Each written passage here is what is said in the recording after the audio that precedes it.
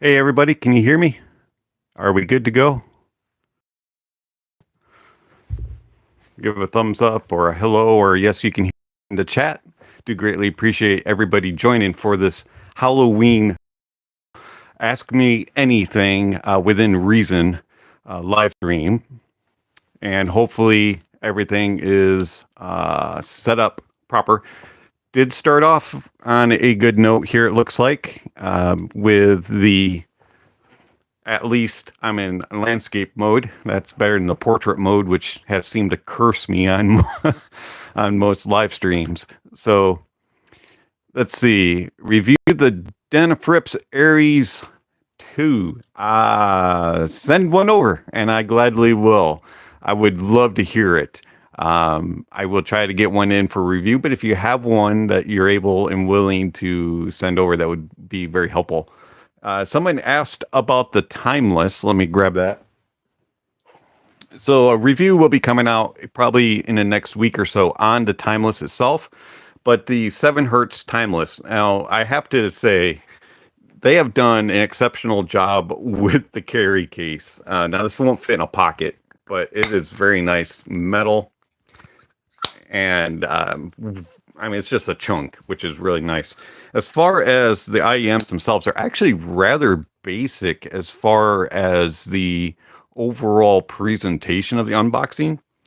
And they have put all the efforts into the actual build and into the cable. So as you can see, they're actually a very nice looking IEM. I really do enjoy it. The fit is a little bit problematic if you have larger ears or if you have a, it fits kind of odd. So you put them in and you can feel it. It never disappears. So not the most comfortable, but they're not super uncomfortable either. So I'm kind of like, all right on the build. Plus they're metal, so if it gets a little chilly or cold in the room, it takes a while to warm up. The tips, I actually really enjoy the tips. I have not had any problems. The video is pretty bad. Yeah, I don't know what's up with that. Hopefully it'll clear up. I do apologize for that. I am using a typical setup that I always use, but it does seem like it's streaming really bad. Do apologize for that. Hopefully it'll clear up. Let's see if I can fix a setting. Give me a moment. All right, it's going in 720. You're going to see me clicking around on my screen for a moment here. Yeah, unfortunately, that's all I can do as far as the quality. Hopefully, the internet picks up a little bit here. Anybody else having problems with the quality? Is it like really, really jittery, or what's exactly the problem with the quality here that we're having?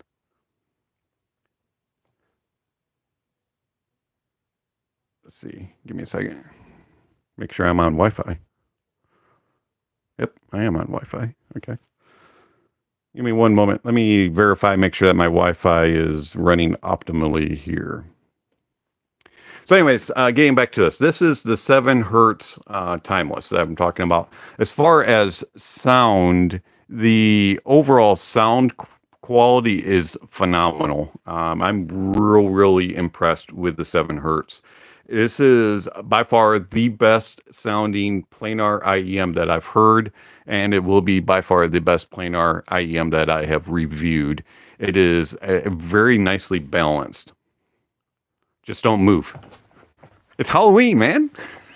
All right. Anyways, the overall sound quality of the Timeless, it's very balanced, very cohesive, and it's extremely well. There it goes. It looks like it's clearing out a little when I do move. Woo.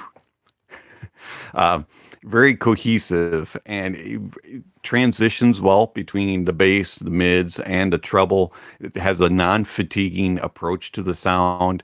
Soundstage is average width, but it has exceptionally good depth and layering. And it does really nice instrumentation, separation of instruments and vocalists. You can really dissect a stage very well. So I don't want to spoil the whole review, but you probably get enough of an impression to know that you're going to get a positive review of the Timeless from me. All right, I don't know what's up with the Wi-Fi here. Seems to be running optimally according to the test that I just ran. So might be a YouTube thing. I don't know. Do apologize for that. Unfortunately, you can't really test it until you start live streaming. So it is what it is. Anyways, happy Halloween to everyone. Hopefully you're all having a good Sunday afternoon, and I appreciate you joining me. And I just thought that this would be a fun thing to do and just have some enjoyables. So let me go back. Need to focus. Yeah, I don't have any focus. This is just coming straight off of a camera. All right, so let's see here. Let me go through some questions. So we talked about the Timeless. We talked about the need for me to shave, which doesn't matter because you guys can't really tell on camera since it's such a crappy view. And as Chef Steve says, I'm all fuzzy. Well, is that because of my beard or is it because of the internet problem, the resolution, the grain, whatever, pixelation, whatever you guys want to call it? 240p or lower. Wow, that's pretty bad. I am not using my old flip phone from 10 years ago. I actually am using my OnePlus 9 Pro, so hopefully it does a little bit better than that. Let's see. Do you think the HD 660s are an improvement over the 650 and 6XX, irrespective of the price? Saw your review. Yeah, actually, I do. I think that the 660S is better technically than the 650 and the 6. I haven't heard the 6XX, but from what I can tell, they're essentially basically the same thing. There we go. Now it looks better on screen, other than I'm wearing a striped shirt. Anyways, yeah, I do think that the 660S is a better technical performer than the 650. But some may disagree for that. They might like the presentation of the 650 better with its more fullness as far as the mids. But I actually like the 660 better than the 650. 7K versus Staccato versus Blessing 2. Now, you're going to have to wait on that 'cause I literally just got Staccato yesterday. Have about 2 hours worth of listening time on it. And versus the Blessing. The Blessing 2 and the Timeless more than likely will be compared in the actual review, but I don't want to spoil that. Let's see. Next, you will be in black and white. I could do black and white. I could change the filter. There was a filter that I saw that you can do black and orange. I almost did that for Halloween, but I wasn't sure how that would work. Let's see. Now we're clear. That's good. What Iems would you buy for $400 to $600? There's several actually that I would buy in that. First one would be the ADV M5 1D. I really enjoy that. It's just kind of an all-arounder IEM that has nice big bass and a nice overall presentation in the soundstage, very well detailed and clear for that price tag. Another one for about the $400 to $600 price tag actually is a little bit lesser than that. I would go Massdrop Blessing 2. You can, let's see, what's another one in that price tag? If you like bass and you're like a bass head and you really like metal and a lot of prog rock and alternative rock, the Oravetti, is it the 0400? I think is the model number, is excellent. I did review it, so you can look in my video list. It's the Oravetti. Those things are exceptional for about $400 for a bass head. Man, they are killer on metal if you're a metalhead and you like IEMs. All right, let's see what else we got here. Better video quality. Awesome. Chord website is teasing a release date for the Mojo 2 for January 22nd of 2022. That actually really interests me a lot. Hopefully they keep it in the same price tag or maybe a little less. If I can get one sent to me for review, I'll gladly let you know all my thoughts. I don't know if I would purchase it quite yet. Funds are a little sketchy at the moment. Aria Stealth is 70 grams heavier than the Aria V2 because it has bigger magnets, or due to something else. Also, is a stage in the Aria V2 bigger than the Aria Stealth. Okay. Um, Not sure exactly why the Stealth is a little heavier. Could be because of the different magnet structure. Could be that as far as the build, it seems to be identical. I couldn't really tell a difference in that. Now, I don't have them side by side to compare. I only have the Stealth in house. But as far as what I remember about the actual V2 that I reviewed, it seems like build wise they're the same. As far as the soundstage, now soundstage is interesting, and this is going to be the lover. You've heard the aria or you own the aria, you know that. The on the V2 from memory does seem to be a little bit small, not like cramped in. It's not like compressed or intimate or anything like that. It's still a large stage. It just isn't as massive as it was on the V2. The difference on it is it seems to be more technical and it seems to be better depth and layered. For me, the original and the V2 of the Aria stretched things a little bit too much and it didn't sound quite as natural. It had things whizzing around in your head, was very immersive, but wasn't accurate. Whereas the Stealth to me seems to be more accurate. It seems to be more natural in the soundstage, and especially depth and layering. It just seems to be a little bit more technically advanced. That's my take on it. Review coming soon on the Stealth. Do I prefer listening to music on speakers or headphones more? Depends on my mood, actually. But normally I go to headphones. But depending on the mood, I may do the speaker thing, or depending on how I feel. Sometimes if you have a headache, or if you have various things that you want to do around the house, or things like that, speakers come in handy for me. I tend to, if I have a headache or just kind of feeling bleh, usually speakers are for me, but everything else is headphones or Iems. Do you think the Mojo was worthy of its hype and price tag? And if you have any experience with it, please share. The only times I've really heard the Mojo were at audio shows, and a friend loaned me one for a couple of days. But other than that, I haven't really spent much time with it.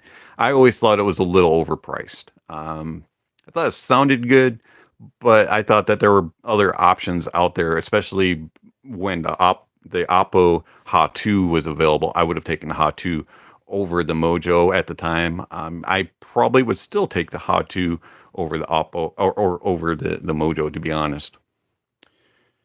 Do you use a dongle DAC?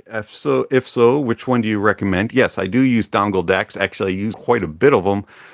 Depending on price tag. So if you want a cheap one that sounds good, and when I say cheap, I'm talking $10. Get the Venture Electronics VE Odyssey HD. That thing's phenomenal, and it powers pretty much any IM. So the Venture Electronics VE Odyssey HD. It's website, and you can get it in different 4, 3.5, something model. You might be able to get in 2.5. I'm not sure. I don't remember exactly, but Lee will pretty much work with you if you need a different connection. And let's see here. Video again, audio breaking up. Sorry. Comcast in my area has been doing some weird maintenance stuff, so maybe they're doing some maintenance things. I do apologize for that, but bear with me. Apparently, it clears up as we go along. Pictures going funny too. You know what? It's Halloween. It's this Comcast effects for for live stream. That's my story. I'm sticking to it. It's the special effects for my internet. Yeah. All right, dongles. Also, you can get the X Duo Link. That's about $40. You can get the X Duo Link 2. I haven't heard that one. And then the one that I mainly use is the NextDrive Spectra X. The Spectra X from NextDrive. Absolutely love it. It's phenomenal. But it is pricey. All right, let's see. Had to be bandwidth net. Yep. All right, let's see here. I have the 660s.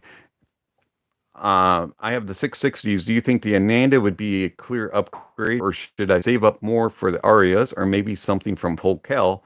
I think only very few Focals are worth the exorbitant price tag.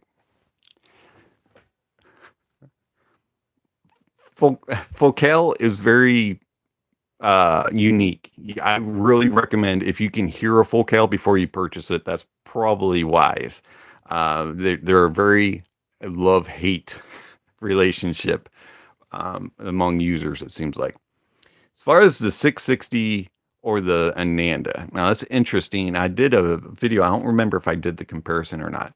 The Ananda, in my opinion, is the better one overall. It is more technical, and to me, it has the more natural and accurate soundstage, and just more overall better performer.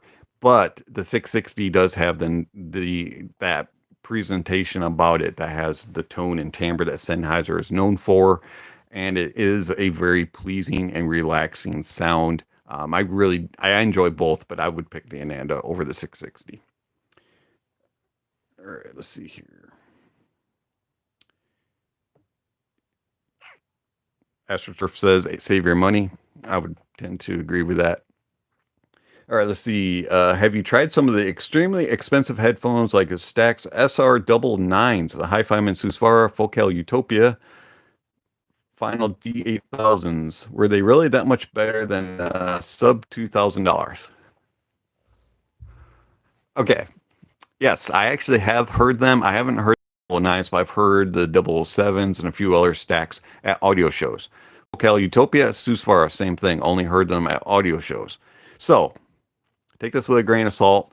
Audio show impressions are not the same as in-house impressions. Do I think they're better than $2,000 headphones? Depends on what $2,000 headphone you're talking about. And also depends on what type of music you're listening to, what you're looking for as far as the presentation, that type of thing.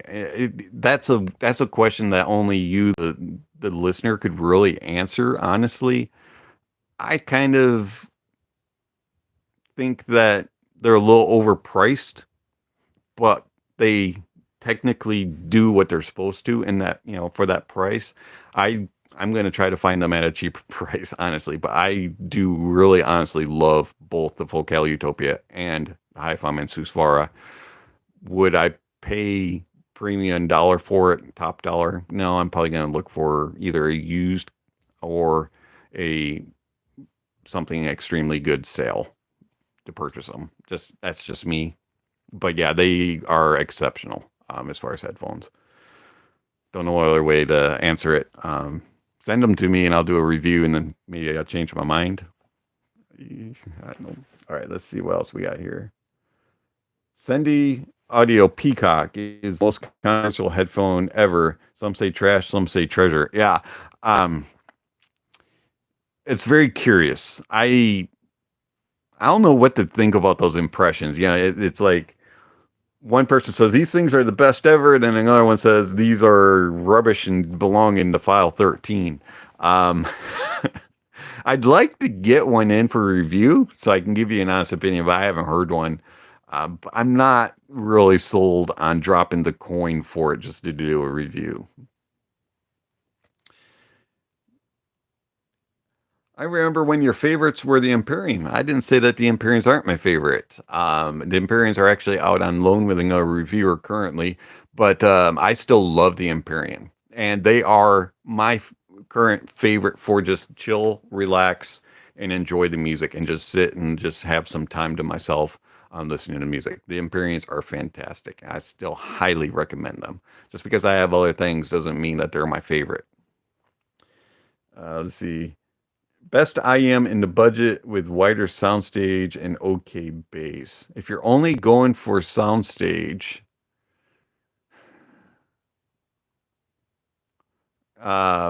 clarify what your budget is. Where does it fit? Is it $20 USD or is it $2,000 USD? thing like that, and I'll get back with you on that question. Let's see. Have you spoken to have I spoken to him? No, I haven't spoken to Golden Sound directly. What I think of his videos, they're informative. He has his opinions. He has his thoughts. I have mine. We'll keep it at that. All right, let's see here. Burson Playmate 2, sufficient to drive Aria V2s, or does it need something more powerful? If so, recommendations for a bang for the buck. I didn't hear the Playmate 2 with the Aria V2. I haven't heard it with the Stealth because I had to send it back for review. It's pretty powerful. It played fairly well with most planars. I would think that it would probably be sufficient for the Aria. But I can't confirm that. I don't have it directly to compare to use.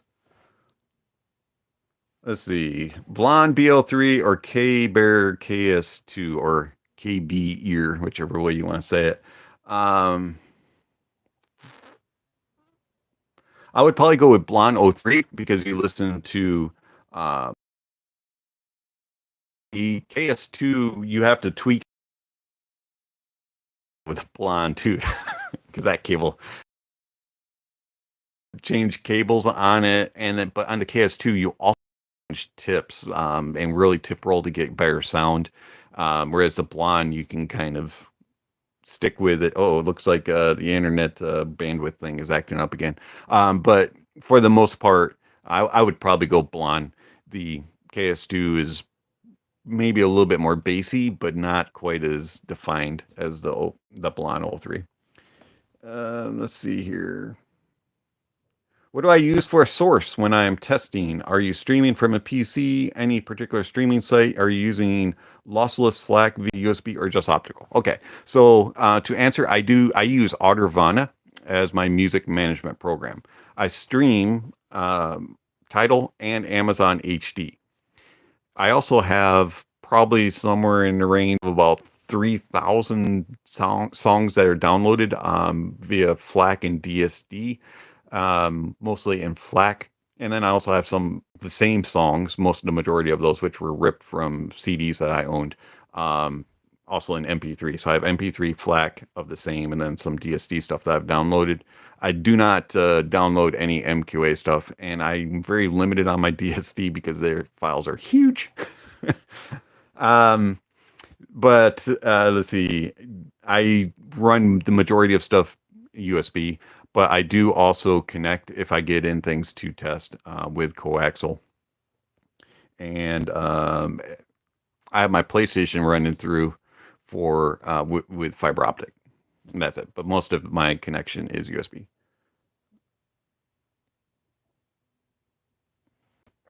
Let's see. What do you use for source? Are you using lossless FLAC? Just optical. What are your thoughts on Shanling UP5?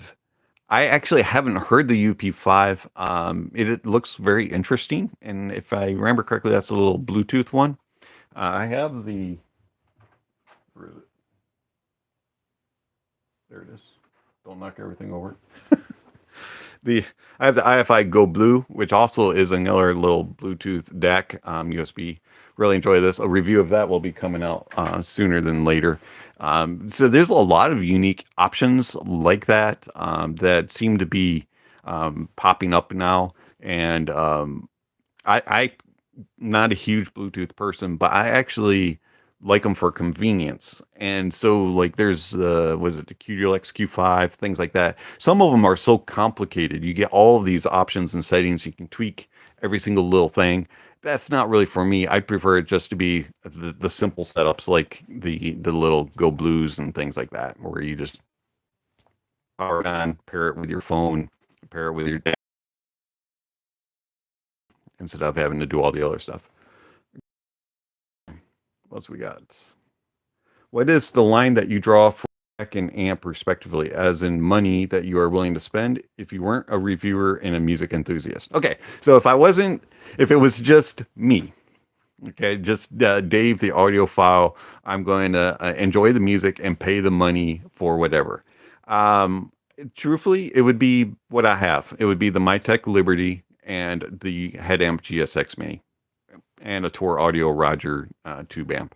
I'm very content with that setup. That would probably be all I would need. But I tell you, that one linear amplifier, that throws a wrench into the whole thing, because if you don't need balanced, I could live with the one linear and not have the GSX Mini. That those components really are all I need. So that would be about the line I would draw. Let's see. Currently own HD 660s, and I can upgrade to the 800s. What's your opinion? Totally different presentation. So that would be a very intriguing transition. So if you're going to keep both, they would complement each other very well.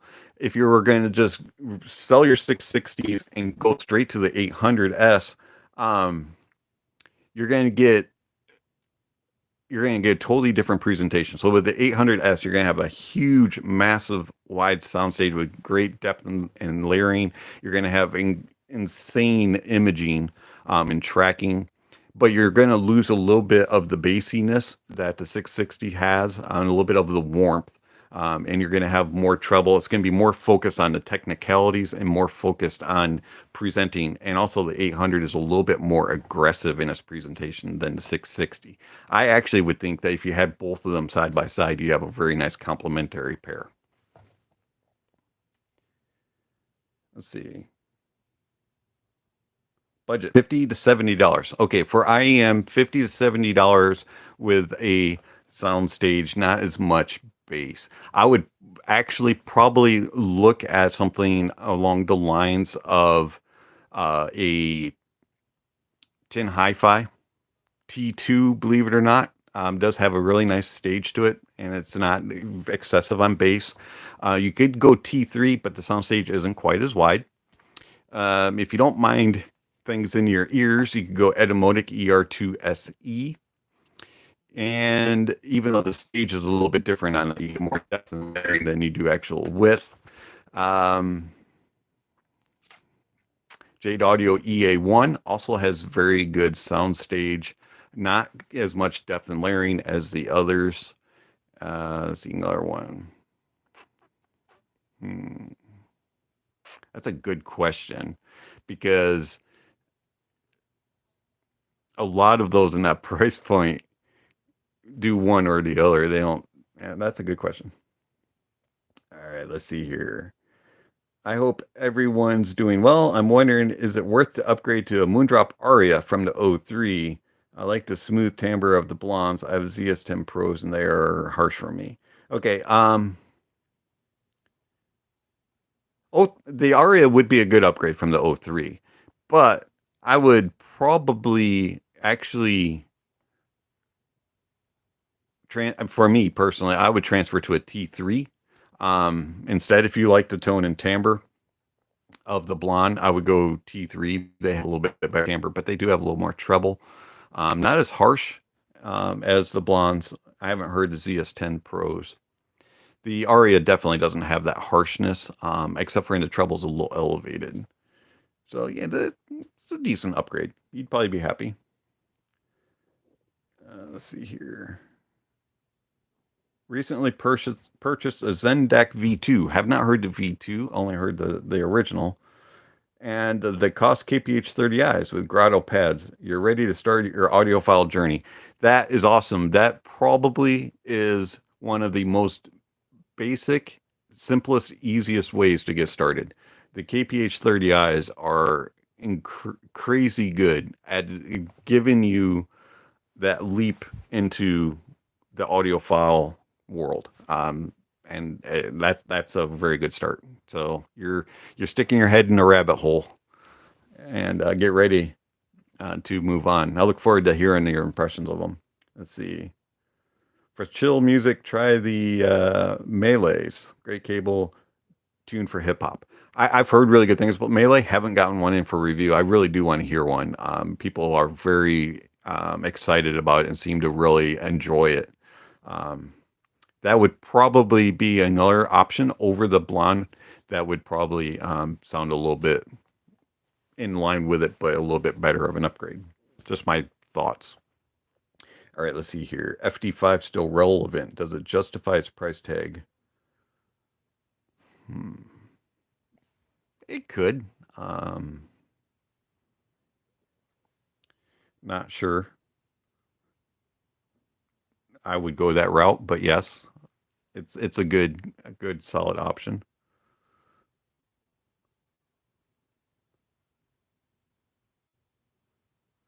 Good complementary Iems to the T2 within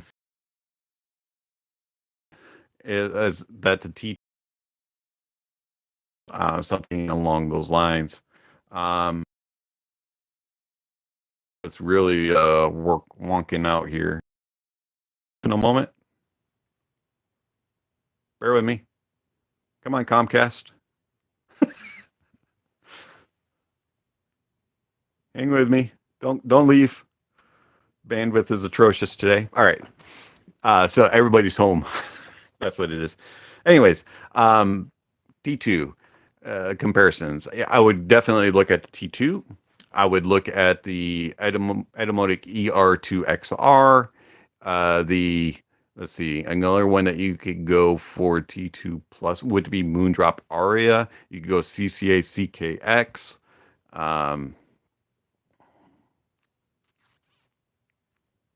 Yeah, those are a couple options to start at. I agree. It is awesome to see that there are everybody corners of the world. That's awesome. Let's see what else we got here. I think it's really cool that we have so many countries represented. Is throughout the world. It's just awesome. I love that diverse community. Appreciate everybody tuning in. All right, let's see here. Do you ever run into issues with using USB? I personally have recently started trying using USB and get popping sounds. If I set my PC to 32-bit 382, do some companies use better USB? I've never had any issues with USB, but yes, some are better than others. Also, it could be that your DAC isn't capable of running 32 384, or your audio source isn't able to. Maybe that's causing those problems. There's all kinds of problems in that regard. So I would ensure that the components are capable of running what you're pushing to it. But I'm not a specialist on USB in any regard. Let's see here. Is it worth spending more money for the Blessing 2 over the Etymotic sound-wise? How do they compare? Okay, so this is a big step up. So the Etymotic ER2 SE is going to be a way more neutral and closer to like a flat frequency response as far as, but being diffuse field tuned neutral. The Blessing 2 has a bigger soundstage and has a lot more depth and layering, and the Blessing 2 also is more technical as far as detail retrieval and resolution. So it kind of depends on what you're looking for. Are you looking more for that diffuse field forward mids type of presentation with a little bit smaller of a soundstage, or are you looking for the bigger soundstage, more depth and layering, more extension, that type of thing? So that's where they really differ, is in the technicalities. Any opinions on the Focal Clear in 2021? Haven't heard the MG. I would be very cautious if you're going clear. Make sure that you have some slightly warmer sounding DAC and amp setup or tubes. I found that if it gets on solid state and you're really into clinical analytical sound, the clears aren't as friendly to the ears as, so to say, a tube amp or something with a little warmer source. So like if you had a Bifrost 2 and a 789, probably would be an okay pairing. But if you had a very clinical DAC with a topping A90 and the Focal Clear, I probably you will hate it. So be very cautious when you're getting focals and what you pair it with. I find that focals are very source picky. All right, let's see here. Let me go back. Let's see. So to answer your question, is it worthy in 2021? It's up to you as the buyer. To me, I'd probably look elsewhere as far as the focal clear. Just started getting back into analog. Started listening to vinyl again after 30 years, and it's fantastic. Streaming seems to be missing something now. I can understand that. Vinyl has a very special approach to things. There is a significant difference, and it's hard to put your finger on it. But when you hear it, you're just kind of like, ah. Yeah.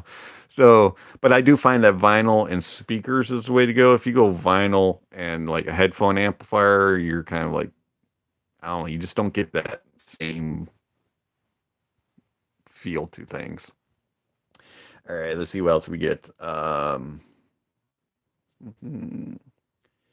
you suggest KB Ear, K-Bear OS1 Pro versus the blind? Warm sound signature like to listen to hip hop and heavy metal. I do apologize for that. All right. So you tried the ZEX, did a review of it. Let's see. Blonde 03 is for chill. Yeah, I mean, the Blonde 03 is a very good, basic, simple IEM for just chilling out and relaxing music. It's got great tone and timbre to it. Is it the best details and the best resolution? No. But it is a very pleasing sounding IEM if you can get it to fit in your ears. A lot of people have fit problems with it. All right, I got both. The Zencan is worth getting to. Yeah, the Zencan is. I've heard very good things about the Zencan. Haven't tried it either. All right, let's see here. My top 5 IEMs under $50. Now I do have a tier list, but I don't have it with prices. Yeah, I haven't updated that. Somebody made that recommendation. $50 and under top 5. You go. I don't know if I can get 5 of them in here off the top of my head, but T2, Moondrop SSR.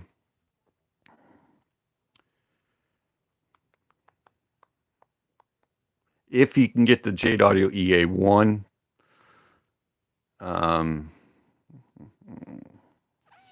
there I gave you 3. Let's see what else we got. You should try AT&T. To get AT&T in my area, unfortunately, I live in a very small Comcast focused, unfortunately. All right. Have you listened to the Tin Hi-Fi P1? Yeah, I did a review of the P1. It was okay. Not my favorite planar IEM. And I'm pretty sure I would take a timeless over it. Let's see what else we got here. But apparently they're coming out with a revise of the P1. So that'll be interesting. Do I have any general advice? What kind of advice are you looking for?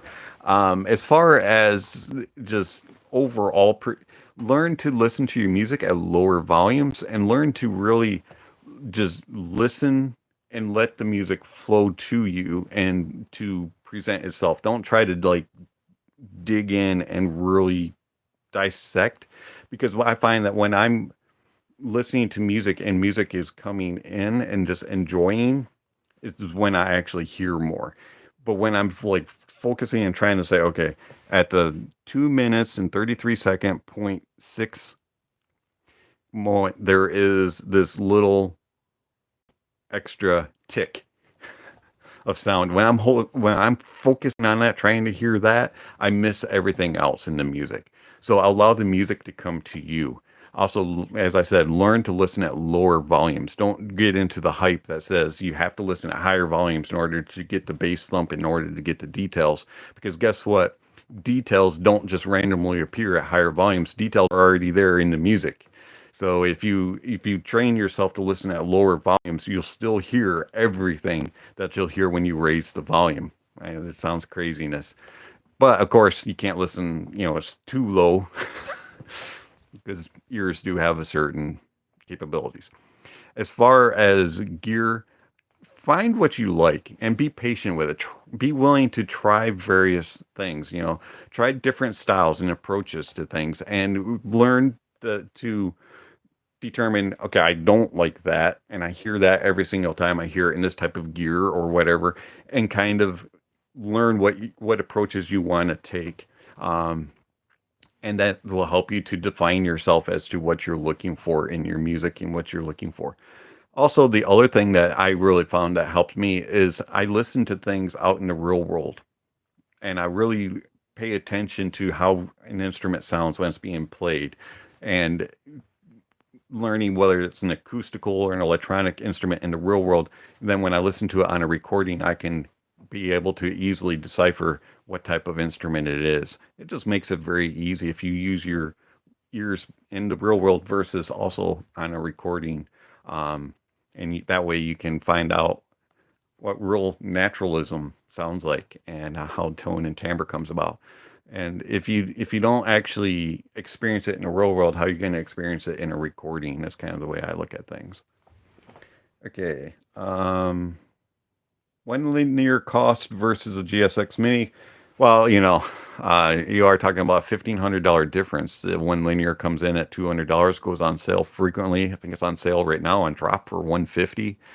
The GSX Mini is $1,700. So yeah.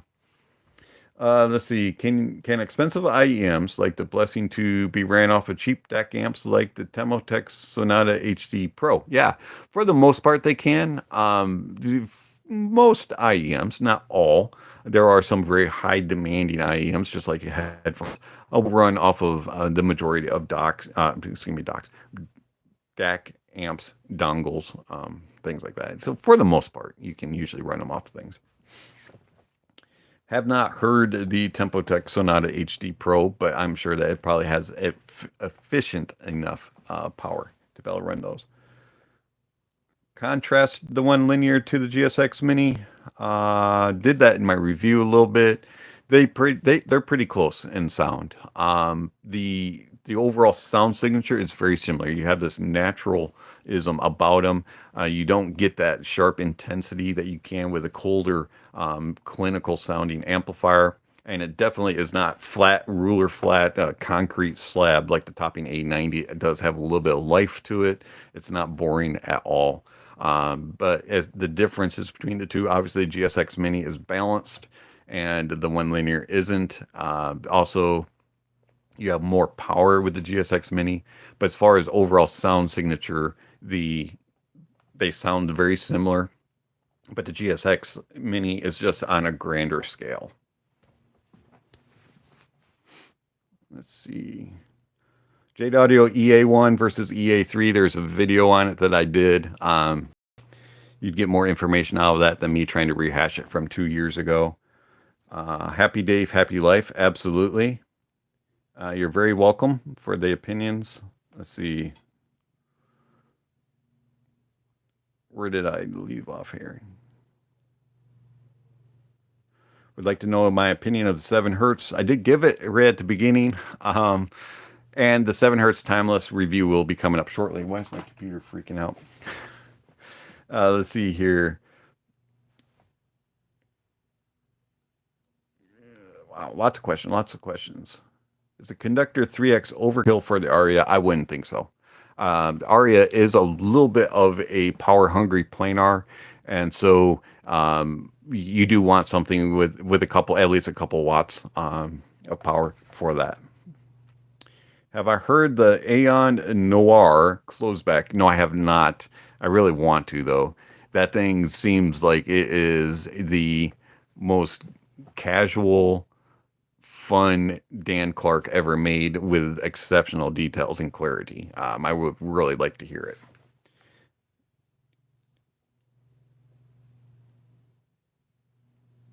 Do I think it's pricey as a Dan Clark? I don't remember exactly what the price tag of the Aeon Noir is. $600. It's That's not a bad price considering what the other Aeons go for. I would like to see it more in about the $500 price range, but it's not bad. As far as the white pads, I use the white pads on my Ether C. I used them with the other Aeons that I had. I prefer the white pad, the softer ones. Let's see. This is the worst headphone I've ever heard, and one that I'd call a dumpster fire. Oh boy, there's there's several actually of those.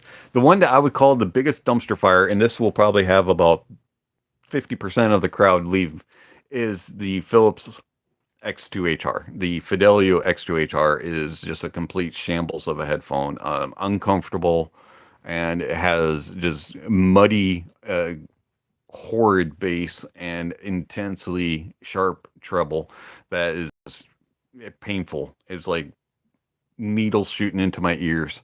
Absolutely hate them. Another one that was atrocious and an absolute dumpster fire is the Phoenix, the Sendy Iva. No, not the Iva, the Sendy Feet.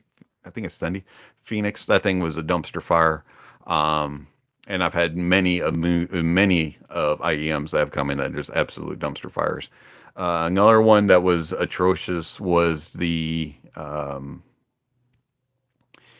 clone. I don't remember even the name of it. I got rid of it. The Grotto clone that had the metal headband. That thing was so uncomfortable, and it was all treble. Had absolutely nothing else to it. That thing was atrocious. Also, yeah. Let's see. Can you get everyone to say what country they are from? That would be interesting. Sure. If you could post in the chat what country you are from. Let's find out where everybody's from. If you are in the United States, if you could put what state you're from. And if everywhere else, just put what country you're in. So let's see what all we come up with here. You're in Scotland. All right, there's one. All right, let's see. Grotto SR60s. Yeah, hey, those things are awesome. And you can put the different pads on and get a totally different sound. So yeah, I Grotto SR60s are probably one of the best value headphones out there, especially for chilled out music. Okay, let's see. Sonata HD Pro, FIO 5K, or sorry, K5 Pro. I haven't heard either one. FIO FH7s haven't heard. Would love to though. Let's see.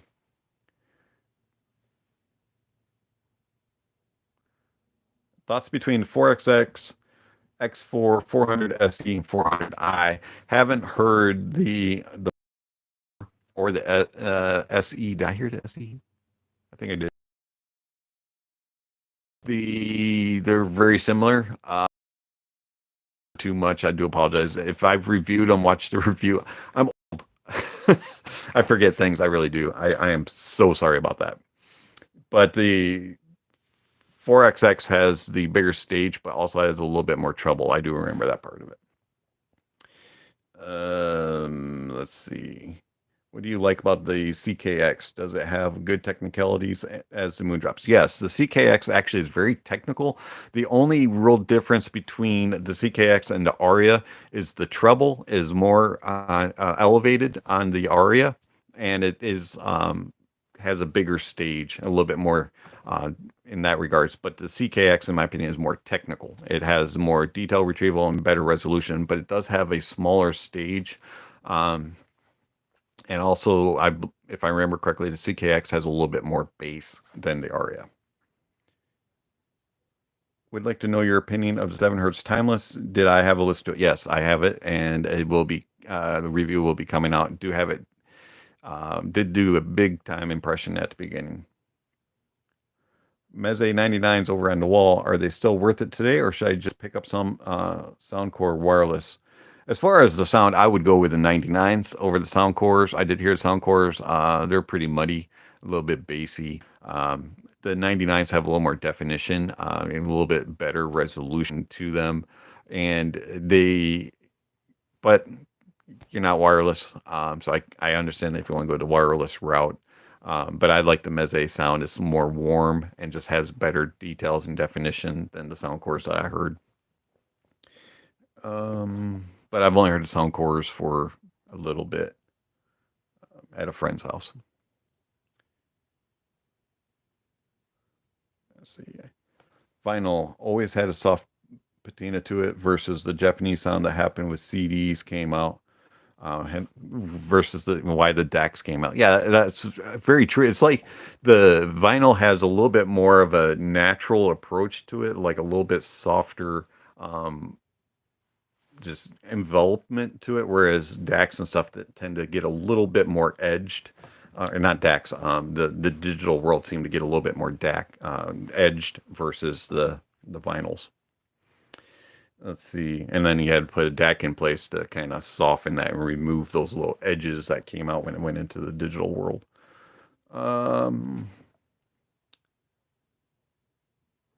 Grottos definitely do look flimsy, but they're actually built better than you would think.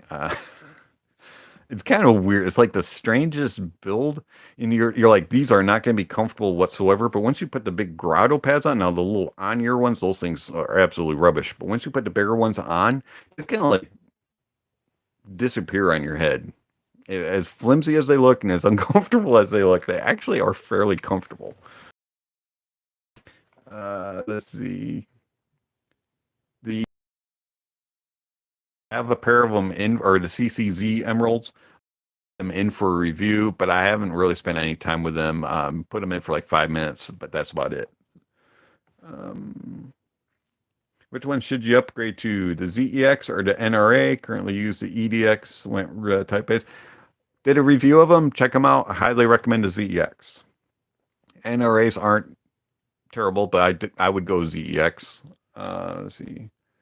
EA1 versus EA3. Did a video of that. Highly recommend you watch that. Let's see. Hey, you're very welcome. I'm glad that you enjoy the SSR. Fantastic IEM. Whoops, just lost my spot. Let's see.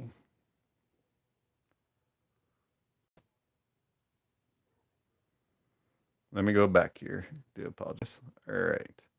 Do you know if there's a difference in sound between the Blessing 2 wooden version and the regular? I don't believe there is. I think it's just a faceplate difference. But I'm not 100% positive on that. But they look really sweet as far as the wooden.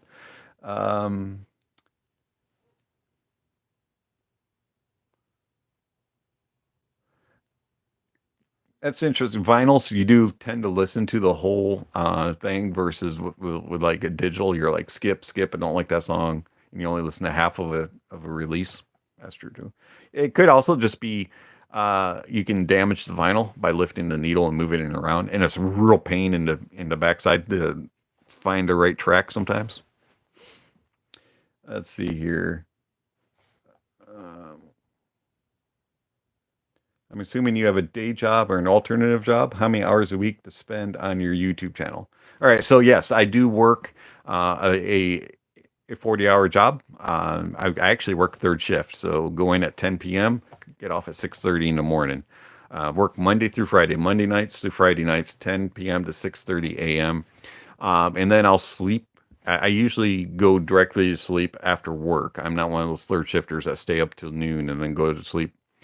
So I get up in the early afternoon, usually 6-7 hours of sleep, somewhere in that range, and then I'll get up. My wife is a school teacher, so I'll have from the time that I wake up to the time that she gets home, which is usually around between 4 and 5 p.m.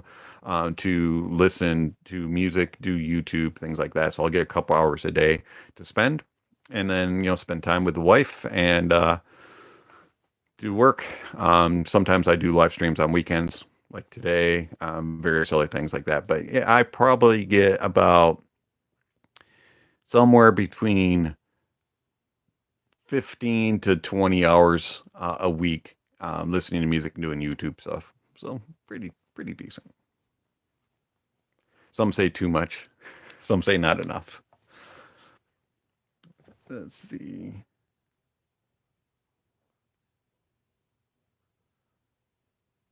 Headphones versus IEMs, who wins? It really depends on what you're looking for as far as your approach to your listening style. If you like things being a little bit bigger, a little bit more of a larger presentation, headphones. If you're looking for a little bit more accurate details, resolution, and presentation, and you get into kind of finite stuff, I find that Iems can do that, but also headphones can. It just kind of depends on what you're looking for. I wouldn't say that there's a real winner. Now, if you have ears that just Iems just don't work, like I know some people that they just can't get anything to fit their ears, you're destined for headphones or speakers. But kind of just depends. I actually pretty much balance my time between them, unless I'm having to do a review of something, one way or the other. Products from Status Audio, any good? Can't recall I've ever heard anything from Status Audio. Many say cables are snake oil. Do they have a strong influence on music-based or copper or silver materials? If so, how much is it worth spending on cables? Okay, so I'm going to preface this. I think I've answered this pretty much in every live stream. When I first started getting into like headphones and stuff like that, someone said, "Oh, your cables have got to be 33% of the cost of said headphone or IEM." And I was like, "That seems a little pricey." He was like, "No, trust me, you got to do this." So, being the noob that I bought into it, and I bought some expensive cables. Let's do a stock cable, the expensive cable, and I was like, And so then I started to really think about it and started doing some research. And where the major differences for me that I noticed, now this is a subjective answer. It comes down to silver tends to be a little bit more energetic, seems to be a little bit more leaning towards the technical side. Add in copper. Copper tends to be a little bit more on the relaxed side, seems to round things a little bit more and soften the approach. And the differences are so subtle, you probably really can't tell the difference unless you have a really good revealing piece of gear. As far as how much would I pay, I go off of, is it built well? Are they using quality product without being into the snake oil stuff? If it's like gold plated, diamond crusted, all this kind of stuff, I'm like, forget it. But if it's actually decently made quality products, usually made in the USA, and also if it's made by hand and it's by a company that I've experienced before, I will spend some decent money, not excessive amounts of money, but I do use some quality stuff. And it depends on what I'm purchasing the said cable for. I tend to spend more money on cables for headphones than I do IEMs. With that said, this question will probably come in down below. Some cable companies that I like. I like Corpse Audio, Periap, Dyson Audio before they went out of business, Effect Audio for IEMs. I also like the drop IEM cables that they provide, the actual drop ones, not the ones from the other companies, but the drop 2-pin cables. Really enjoy those. And ADV Sound makes some really quality replacement 2-pin cables as well. And also Moondrop makes some really nice replacement cables. There you go. All right, let's see here. Have you seen the CCA C16 Pro? Have not. It's a carbon copy of the ZAS with tuning tweaks under it. I wonder if it'll be a hit. I don't know. I haven't heard the ZAS either. Heard the ASX. Stay away from that thing. All right, let's see here. Boots versus sandals. If I'm around the house and I don't have to like mow the grass or shovel the driveway, sandals. If I'm going shopping during the summertime, going to the grocery store or something, sandals. Everything else is pretty much boots. If I'm, going out and about. All right, let's see. And the boots have to be comfortable. I don't care about the weight. You have to have padding, and they have to be comfortable. And sandals have to be comfortable also. All right, let's see here. Is the ZX any better than the O3? Depends on what you're looking for. I would probably go O3 though. The O3 has the better tone and timbre, and just the overall, just the more pleasurable experience. But the fit might not be for everybody with the O3. All right, let's see here. Happy Halloween. Let's see. Have you heard the LCD XC 2021? No. I do have the LCDX 2021 in for review, but I haven't heard the XC. I'm really curious about it. I would love to hear the XC. All right, let's see. I would love to compare it to my Ether C. Let's see. Any tips for getting the best out of the Sundara? You got to have a really good source. Quality music sources doesn't have to be MQA or some ridiculous thing like that, but at least quality music files. And you know, if you want to go DSD, that's fine too. If not, but then you have to have a good DAC that has really good details and resolution capabilities, something that is not compressed sounding. And then you need a decent amplifier, but one that isn't sterile and cold. You need it to have that naturalism, that kiss of naturalism that I talk about all the time, and that little bit of warmth to it. So something like a one linear, a Mytek Liberty, something along those lines really bring the Sundara to life. Let's see.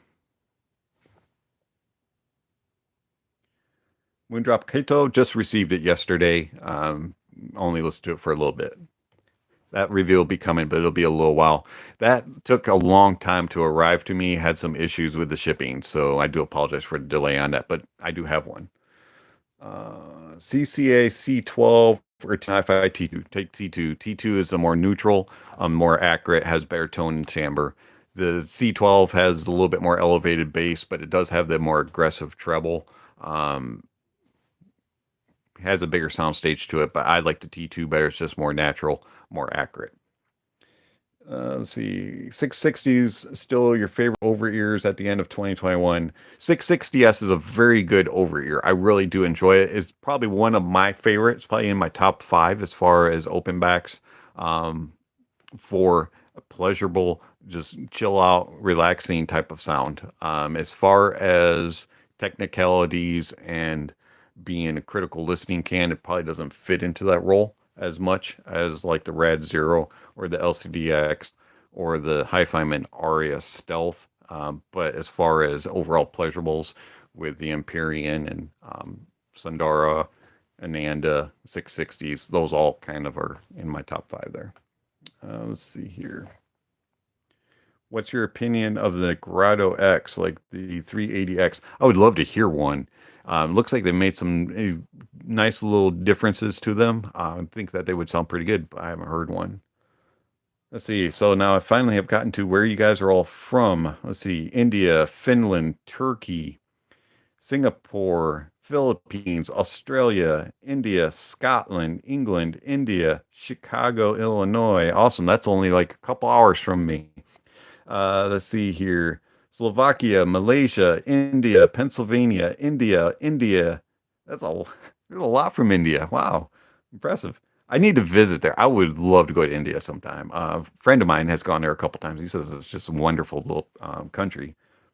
Let's see here. Argentina, Russia, Portugal, North Carolina, Wisconsin. That's just a couple hours away from me. Let's see here. 13 different countries now. Yes, exactly. New York. I grew up in New York. Actually, I was born and raised just outside of Buffalo, New York. Let's see here. What are the silver Hi-Fimans on the bottom right of the screen? These right here. These are the Deva Pros. So these are the Hi-Fiman Deva Pro. It has the R2R Blue Mini. Review of that will be coming out. Let's see here. Sweden. Whoop. I just lost my spot. Come on. Go Bills.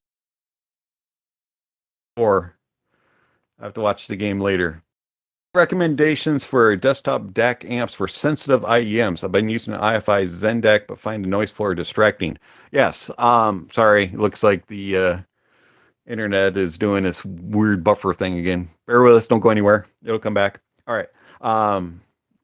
IEMs play very well actually on a lot of things. You do have to be careful of output impedance. The one of the DACs, or actually amplifiers, that works really well. I don't know if you can see it on stream. Is I got a Sabaj, I think is how you say it, Sabaj A10H. Actually works really well with IEMs.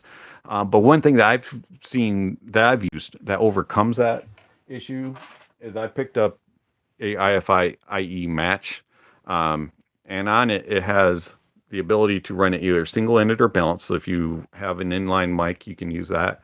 And then it also has options. Sorry, right there's your balance. And then it also has for sensitive, super sensitive. What are the options? Let me see here. It's like extra sensitive and stuff like that. But anyways, you can change it, and it does help tremendously with the noise floor. So IE match from IFI, I highly recommend that you get one of those if you have a DAC and an amp setup that has a lot of output impedance for an IEM. What's the best lineup for $50 to $100 IEM? Kind of depends on the sound signature that you're looking for. My go-tos would be Tin Hi-Fi T2, the Edomotic ER2 SEs, and we'll leave it at that for those two for me. Let's see here. What do I think of the Celestes? I would love to hear them. Haven't heard them. Let's see. Will you be reviewing some of the ZMFs? I would if any of them get sent to me. I've never had a ZMF sent to me. I've tried to get some in, but I can't seem to get any sent. I love the way they look also. In my opinion, them and Rawson Audio make the two prettiest headphones as far as cups go.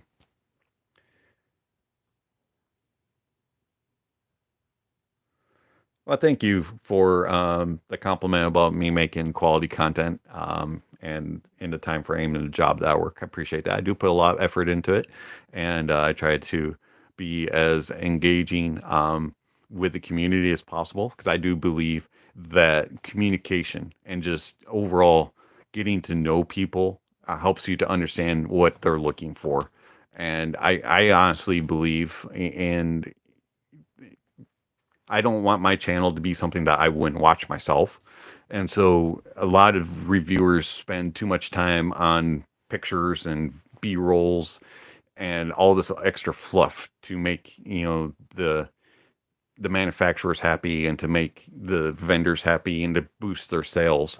Whereas for me, that drives me nuts when I watch a review like that. I would rather have a review that gives me an honest opinion about something and a forthright information as far as how does it sound in a subjective way? Does this consumer actually enjoy this product? And do I agree or disagree with him? And then I can use differing opinions to formulate my opinion. But if someone is doing it in a way that is just to boost sales, then I know that I can't really trust that opinion. And so that's the reason why I do my videos the way I do.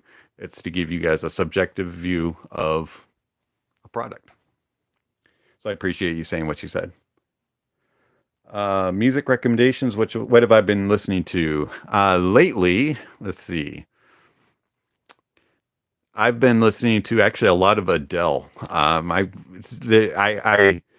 really like Adele. She's got this unique voice and just this way that it doesn't really matter what type of song it is, whether it's a fast song or a slow song. She just is just like brings me in. So Adele's really been there, and Diana Krall has been really playing a lot in my playlist as well. So those two have really been there for me in my playlist. Let's see. Again, go Bills. Yes, please, no spoilers about the score. I do have to watch it late here in Indiana.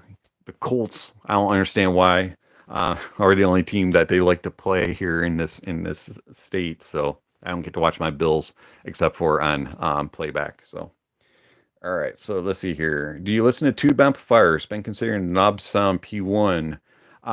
Yes, I do use a tube amplifier. I use the Tor Audio Roger. I don't know if you can see it back here, kind of. Can't really see it behind me. The Tor Audio Roger, I do use that, and I really enjoy it. Tor Audio Roger, I like being able to change all the different tubes and hear slight differences and things like that. Plays best with Sennheisers. I love Sennheisers and tube amplifiers. Also, full cal clears. Somebody mentioned clears on tube amplifier. Let's see here. Have not heard the knob sound P1. Throw some light on synergy matching of Iems with DAC amps. For example, for warm and smooth IM like TFC Live with portable DAC amp would be better. That's an interesting question because synergy is you one IEM or one headphone will be fantastic, and then you'll listen to your other one, you'll be like, this thing sounds atrocious on that. So it kind of depends on what you want. If you're only going for one particular thing, I am a big believer in synergy, and I believe that that makes a huge difference in your overall experience and appreciation of things. So with DACs and dongles, as mentioned here, I find that the actual little $10 one,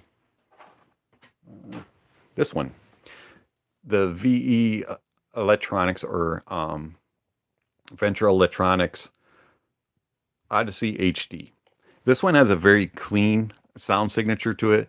Very much, it's a natural neutral sound is how I would describe it. So it has just a little of that kiss of naturalism with it being neutral. It doesn't really add any coloring that isn't already natural. And I find that that plays very well with pretty much any IEM. Depending on the signature that you're going for. As far as something that is a little bit more on the clinical side, if you're looking for that sound signature, I would go with an X Duo Link, as that one is a little bit more on the sterile side and a little bit more analytical type of sound signature. Warmness and you like a little bit of robustness and bigger things, I would go with the Next Drive Spectre X. That one has a little bit more oomph to things. Of course, it does have a little bit more power as well, but it also costs a whole lot more than the other two. So it kind of depends. You kind of understand what DAC is inside those dongles and what amplifier is being used. And then it kind of goes and you just pair it along.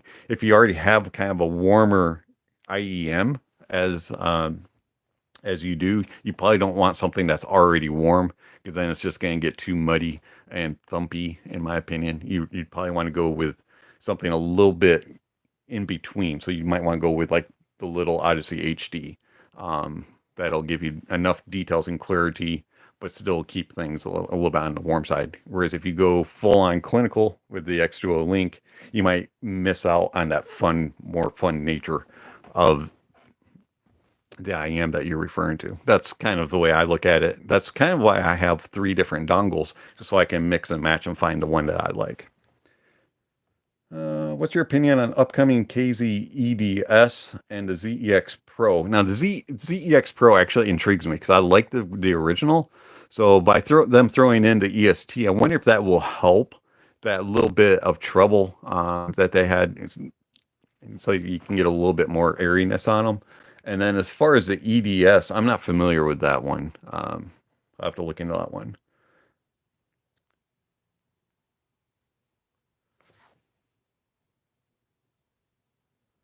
Let's see. What else we got? Am I always giving honest opinions? Yes. I am actually very honest. And my friends say I'm too honest. So you ask me something, I'm pretty much going to tell it to you within reason. Obviously, I do have a little bit of sense of, I probably shouldn't say that. But yes, I'm not a shill whatsoever. I am not going to try to change your opinion just so that I will get some money or some sort of income or some advantage. I'm going to just flat out tell you whether or not I like something and why, and whether or not I recommend it. That's what I'm here for, is just to help you all make wiser decisions. I'm not here to become a millionaire. I'm not here to get a new house payment paid by my viewers. That's not what I'm in YouTube for. Let's see here. Cables are not worth the expense. Either stock or the same is fine. Yeah, pretty much I agree with you. Some stock cables are absolute rubbish. But for the most part, you really don't need to spend huge amounts on cables. As far as this, most things why I buy cables is because of the aesthetics of them, the build of them, things like that. Maybe to change it from silver to copper so I can get a little bit of a different tone, but it really doesn't make much of a difference. Let's see here. Well, I review the HC Sound Heart Mirror. I hope to, if I ever get one in for a review.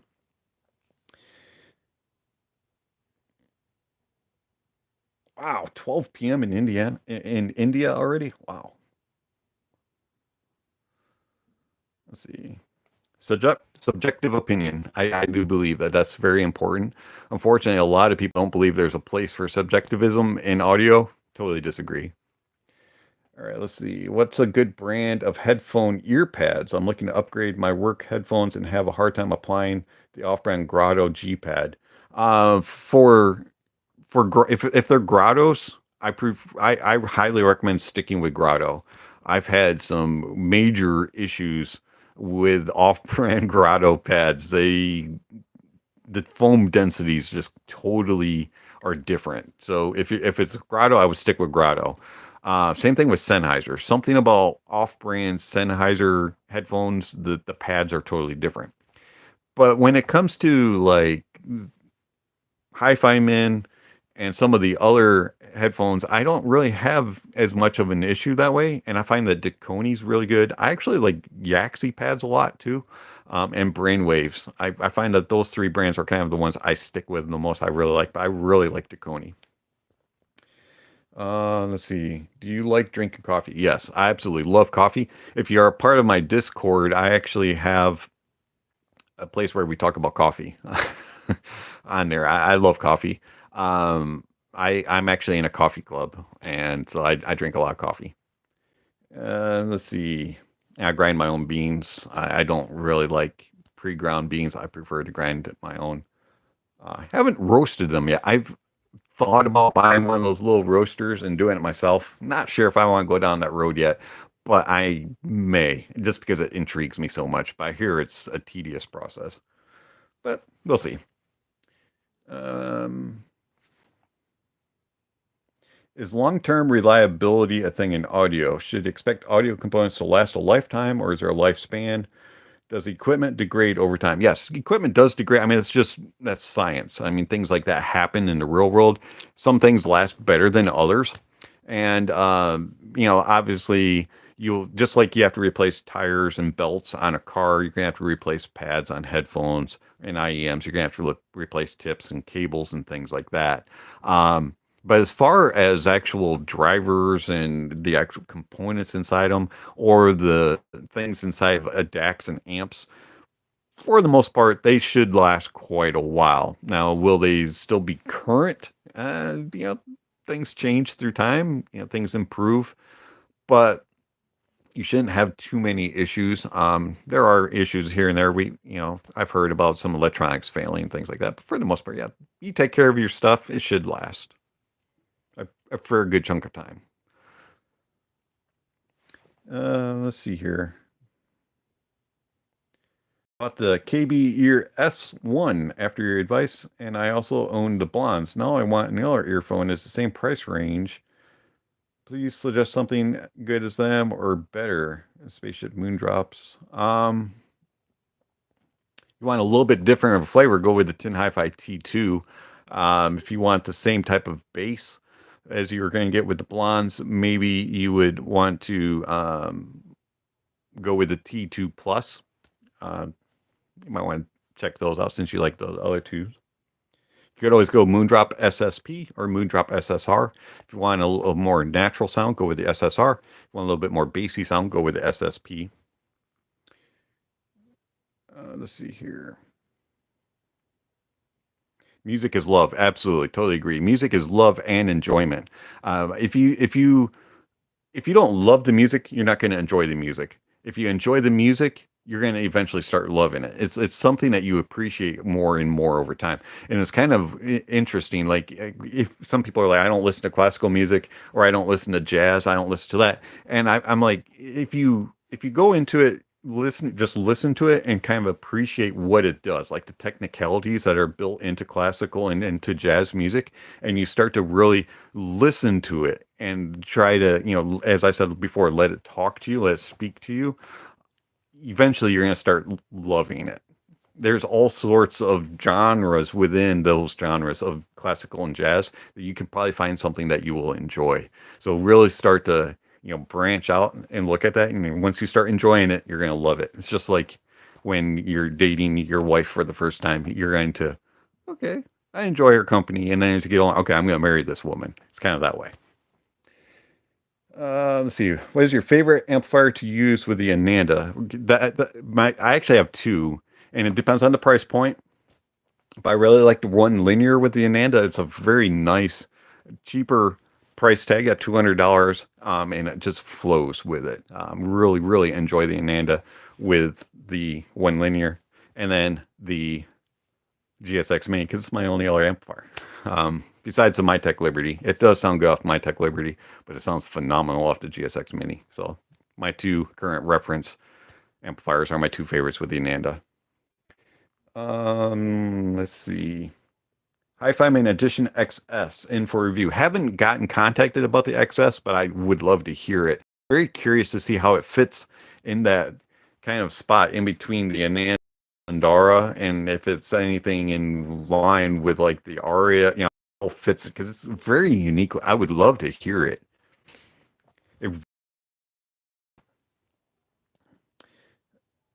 It does look really good, and it looks really well priced, especially for a hi-fi min. So I'm really curious. Let's see. Do apologize, bandwidth thing again. Okay. Give me a moment. We just saw a comment scrolling through. Somebody boil their grottos. I don't know if they boil their grotto pads or not. I've never heard that. That'd be interesting. Let's see here. Chris, you were born in Buffalo too. Awesome. All right. Let's see. Have a budget USB-C DAC adapter that you recommend? I have two of them. I really like the Venture Electronics Odyssey HD, and then for a higher budget, depending on what your budget is, the Next Drive Spectre X. All right.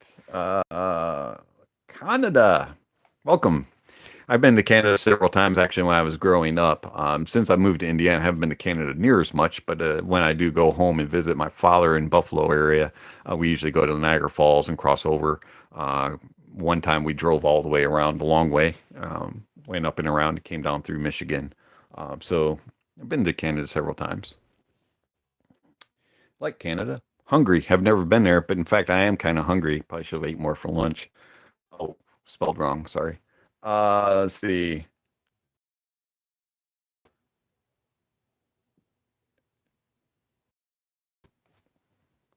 FH3 that is below 500 that is not associated with FIO.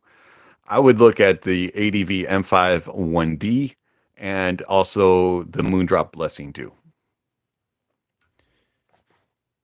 You could also throw in the 7 hertz timeless into that mix. The C Audio Iems is another very good one. The Iems is a little bit different though. It does not have quite the soundstage, but it does have the tonality and the accuracy in that regard. So it kind of depends on what you're looking for. The excuse me, all the other ones kind of have more of the FH3 sounds with a little bit more life to it.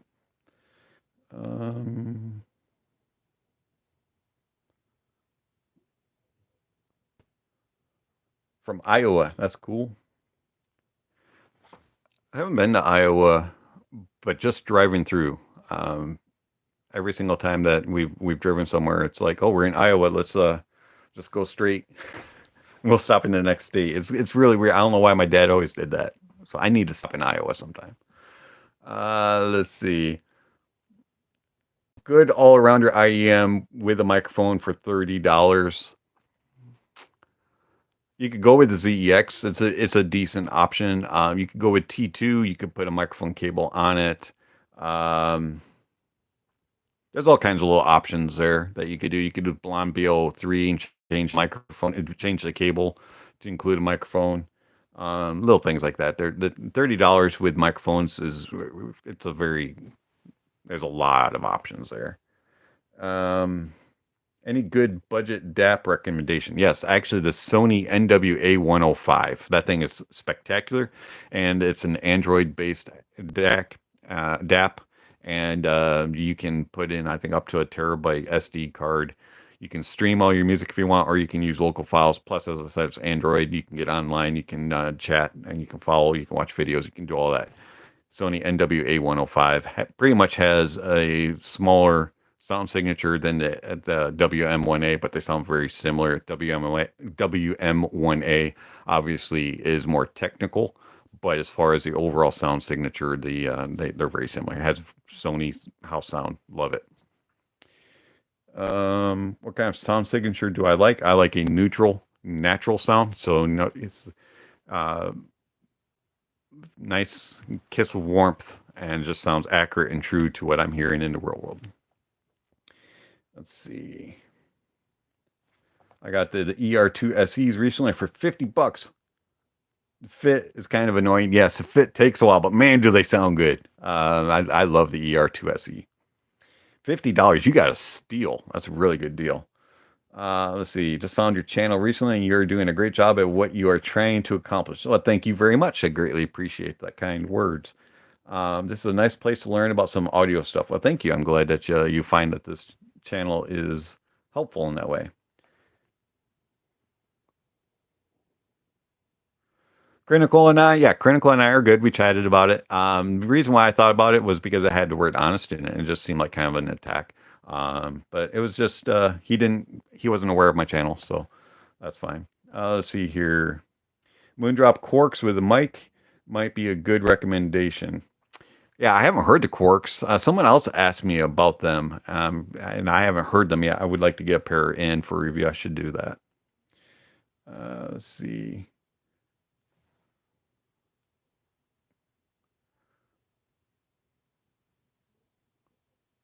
Are the ER2 SE and XR able to present soundstage and imaging for movies? Yeah, actually they are. The only real significant thing about the soundstage with it, it's not like the massively wide that a lot of people are looking for. It's more of an accurate sounding stage. So some people will say it's small. Some people would say that it's intimate, but it is not. Neither one of them are intimate, in my opinion. They're just a massively huge stage. So I would say that the Edomotics do a very good job for watching movies and videos, even for gaming, because you got really good depth and layering and very good imaging and tracking with the Edomotics. It just doesn't have that super immersive soundstage. I really appreciate that you came back to video reviews. You're the only one who I trust regarding audio. Well, thank you. I appreciate that. That's very appreciative. Appreciated. I thank you. Is the Gold Planar GL 2000 worth it? Don't know. Haven't heard it. But it does raise my skepticism. Yeah, not sure. Yeah, there's that comment. Don't people boil grotto pads? I've never heard that. Why would you boil I don't. Someone, if you do that, can you explain why? I'm not sure. Thoughts on the ship 9500s? What is your next upgrade if you own them? 9500s, I haven't heard. Only heard the Kissing Brother, the X2HR. Hated those. So I'm not exactly sure what the 9500 sounds like. But depending on what you're looking for, I would probably go Sundara or HD 600 650. Let's see. I rate you highly. Definitely will listen to your opinion Far too many shills on this platform. You're very welcome. Thank you. Let's see. Any favorite IEM to use specifically on a plane when traveling? Yeah, actually there is. I don't know if you'd ever be able to find them now. I think Drop discontinued them, but they are the Drop Universal plus Universals. That's what they are. So the Drop plus Universals. Those things seal insane, and they are extremely comfortable. Uh, Another one that I really enjoy for travel on airplanes are Etymotics because they do isolate extremely well, but they're not extremely comfortable for some. So, but for me, I really enjoy both. Let's see here. Does anyone order the Moondrop Nico cake? What is the Nico? I never heard of am I pronouncing that right? Nico cake? Neko cake? And how do you think they sound for $43? I'm really thinking about ordering one. I need to check into those. Never even heard of them.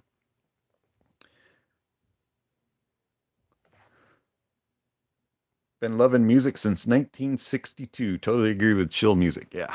I to me, if music is intense and is like, yeah, to me that's not relaxing and I can't love that. So I gotta have some chill. Oh, put me in the mood. If it's like, yeah, no. Too intense and I'm not relaxed at all. I'm tensing up in my seat. Let's see here. What do you prefer, wider soundstage or better imaging? Whoop, whoop. Oh, that was a two-parter. I need to go back here. Let's see.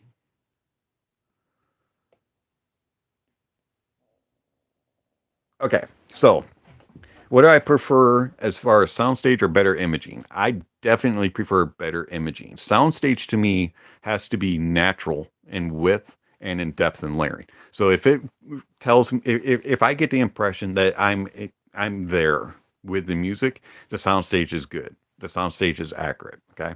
As far as timbre, timbre is the characteristics of an instrument or a vocalist. So it's the little things that set it apart. So you can tell the difference between a flute and a trumpet, or you can tell the differences between a guitar and a ukulele, or a banjo, or a violin and a cello. Things like that. It's the characteristics of the actual instruments that set it apart. It's the distinctiveness of the instrument.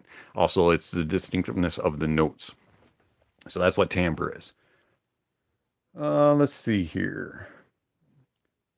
Have you heard Bob Moses? If not, I'd highly recommend his music. My favorite is Eye for an Eye. I don't think I've heard Bob Moses. If I have, I don't recognize the name. I definitely will check him out, though. Thank you for the recommendation. I love getting recommendations of new music. Let's see here. What does your wife think about your audio obsession? And how do you get her to be okay with spending so much on audio? Very carefully. You have to kind of bargain. I've become a very good barterer with my wife as far as that goes. She actually, my wife is a musician. She sings, she plays the piano, the violin.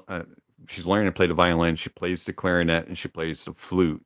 So my wife is very well gifted in that regard. So she appreciates music as much as I do, and she loves being able to hear all the different gear. And she's just not as obsessed as I am with all of the different headphones and stuff like that.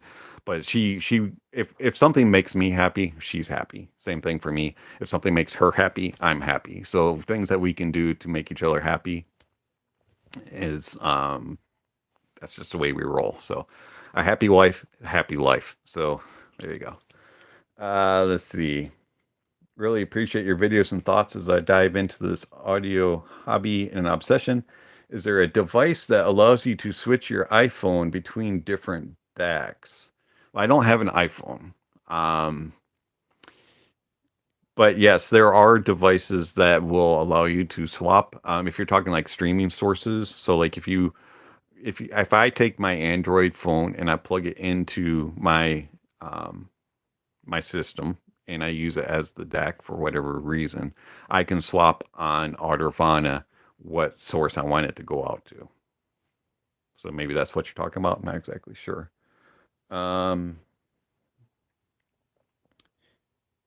Good evening from Belgium. One question for you. I started from an IFI Zendak with a Sundara and a Focal Elysia. Which amp should I go for to max out the Sundara's potential? Depending on your budget, I would definitely go with a drop one linear. That's probably the best um, amplifier sub $500 that you can get, unless you need balanced. And then you could go with the 789. The drop 789 does have a little bit more power. So if you want to ensure that your Sundara is future proofed, uh, so to speak, or you want to try balanced, go with 789. If not, the one linear definitely powers the Sundara just fine. If you want to use a balanced out from your Zendak, you could get to 789. That would be a very good pairing. You didn't come in too late, Matthias. You're fine. What is the portable setup? What do you use for walks and for commuting? I actually use DAPs and Pro. Before that, I had a Samsung Plus. I use that along with DACs, DAC dongles. Obviously, phones for the most part are now going without 3.5. Really don't understand the decision. And then also I do use DAPs. So I use two different DAPs, and I have a Sony NWA105 and also a Sony NW-WM1A. So either or, I just kind of mix them up and just go out, depending on where I'm doing, what I'm going, and how heavy I want things or how easy I want things. And I am kind of dabbling in the Bluetooth DAC world, so I got this IFI Go Blue to try out. Let's see here.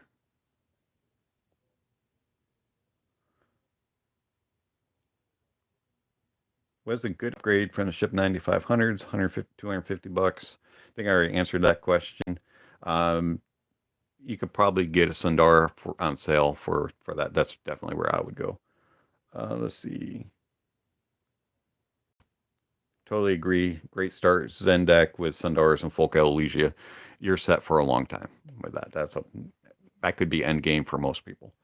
Let's see here. Will I review the Wizard HE01, HE01B? Yeah, if one's sent to me, I don't know if I can get those in or not, but if one is provided, I definitely would look at those. They do look interesting.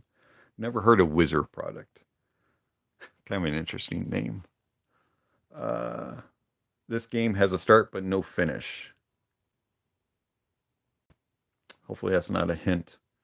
All right, let's see. What Bluetooth headphones would be good for metal music? No clue. Absolutely no clue. Bluetooth headphones are not for me. I'm sorry. I don't really have any say in that. I've heard a couple with friends here, try this, but I'm not enough to really give any impressions. What is my favorite tube amp? Currently, right now, it's the Tor Audio Roger. There's three types of Ventral Electronic Odyssey HD Type Cs. Which do I get? I have actually two. I have a 3.5 and a 4.4. What's the other option? Is it a 2.5? I don't know. Let's see. KZ ZSM Pro X. Haven't heard versus ZX. I haven't heard the ZSM Pro X. The wallet has a end, most definitely. And I'm very much a believer in stay within your means. Don't go into debt just to make your ears a little happier, because more than likely they won't be. Let's see here. Best upgrade, 150. Answer that. Does adding a DAC, a preamp amp, cause delays, thus affecting a movie watching experience? I haven't experienced that, but normally I'm only watching them straight on my computer. So I haven't had that issue. I've heard some people that have had issues in that regard, but I'm not the one to answer that. I do apologize for that. Because out in the living room where most movie watching is done with the wife, that is done on a soundbar. Yeah, I said soundbar. Let's see. Have you ever watched two reviews on YouTube channel? The reviews kind of brutal. Two reviews. No, I have never seen two reviews. Do I want to?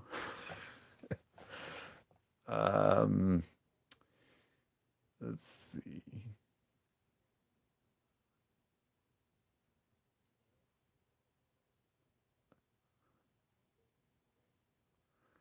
Get what you pay for, exactly. Can you mention some of your cool coffee gear? Sure. Don't I wouldn't really call it cool. Let's see. I mean, I have a Chemex, so I do a lot of pour over stuff. I have a Krups coffee grinder. I have a manual grinder, which I realized after I got it that it's totally really annoying. It takes friggin' forever to grind enough coffee to make a cup. So yeah, I don't do that very often. Let's see what else. Um, I've got some big brewing system made by Ninja, which is okay if you want to have a big old pot of coffee. Don't really recommend it. I'm pretty much just do the Chemex thing, and also I have a cold brew, but I don't have any specific really cool stuff. I'm just into like coffee. Let's see here. Have I listened to Owl City? That does not sound familiar. Hello from Louisiana. Awesome. Thank you. Love your honest reviews. I do hope your channel grows exponentially. You deserve bigger audience. Best wishes from, I think that's India. Thank you. Appreciate it. I do greatly appreciate that. Let's see here. From my experience, Momentum 3s, Bauer and Welcome's PX7s are for metal. I've heard really good things about the PX7s, Momentum and Momentum 3s. So maybe on something there. That's a good suggestions. I haven't heard either, but awesome. Does my wife have a favorite headphone? No, she has a favorite IEM actually. She loves the Moondrop SSR. She does like her Bose QC25s, but that's just because of noise canceling, and she can block me out. uh, she uses the QC25s when she travels, and also when she's playing piano, and I need her to be a little bit quieter, and because we have a hybrid piano, so she is able to plug in and play. All right, so absolutely love it. I my go-to dongle that I use. Nico Cake. How are you? That is the strangest name. I guess when you've used everything else out there. uh, is the newest Moondrop. It's a TWS. Oh, okay. They have ANC, cost $43. I've been thinking about buying the Sparks until they release a Nico Cake MB. You'll review them, of course, if they send it to you. Right. So are these like a cheaper version of Sparks? This is interesting. Um, yeah, I would agree with that. Replacement for 9500s would definitely be a 600 on sale or a Sundara. Let's see here. Drop can be a problem for us in Europe. Import tax is the killer. Oh yeah, that's true. That's possible. Would you bail to get them off of maybe a used market? I'm not sure if you have those, that capabilities. Definitely imports are, yeah, the taxes are killer. That's a bummer. ZX is really that good, or is it just a hype? And how is the ZSM Pro? Haven't heard ZSM Pro. Did a review of ZX. Check it out. It is a little bit more than just hype. You were quite disappointed with the X2HRs. Do you have any plans to review the X3? No, not really. Send one to me, maybe, but uh, sorry. If you want to hear some great, unique, and insane styles of producing, mixing, and mastering, I suggest you listen to some of the Eliminate tracks. Okay, I'll check out some of those Eliminate tracks. Has the HD600 held up over the years? Looking at purchasing one, lots of people say it's aged like fine wine, but I struggle to believe a 25-year-old headphone could hold up. I believe it does age like fine wine. It has the tone and the timbre. If you're really into getting accurate tone and timbre, then the HD600. Is it the best technically capable, most detailed, most resolving? No, there are things that are better than that. But as far as tone and timbre and just overall presentation of mids, it does an exceptional job and it has aged very well. And yeah, I do think that everybody should hear one at least once. Let's see. What is your favorite BA item in the $300 price range? I'd probably go Blessing 2. If you had a budget of $20,000 and had none of your current headphones, amps, or DACs, what gear would you buy? Wow. Let's see. I'd probably go. That is a really good question. Can I throw some headphones in there too? So I would go probably with a benchmark deck, and I would go with the Headamp GSX, not the mini. I would go with the full version, and I would get some KEF speakers, the LS50 Metas, I think, and then I would get Full Cal Utopia and a Hi-Fi Mansusvara. That probably puts me pretty darn near close to 20 grand. And if I had anything left over, I'd get a tube amp of some sort, and I'd be done. I do my final reviews, but like this is it. Let's see. Um,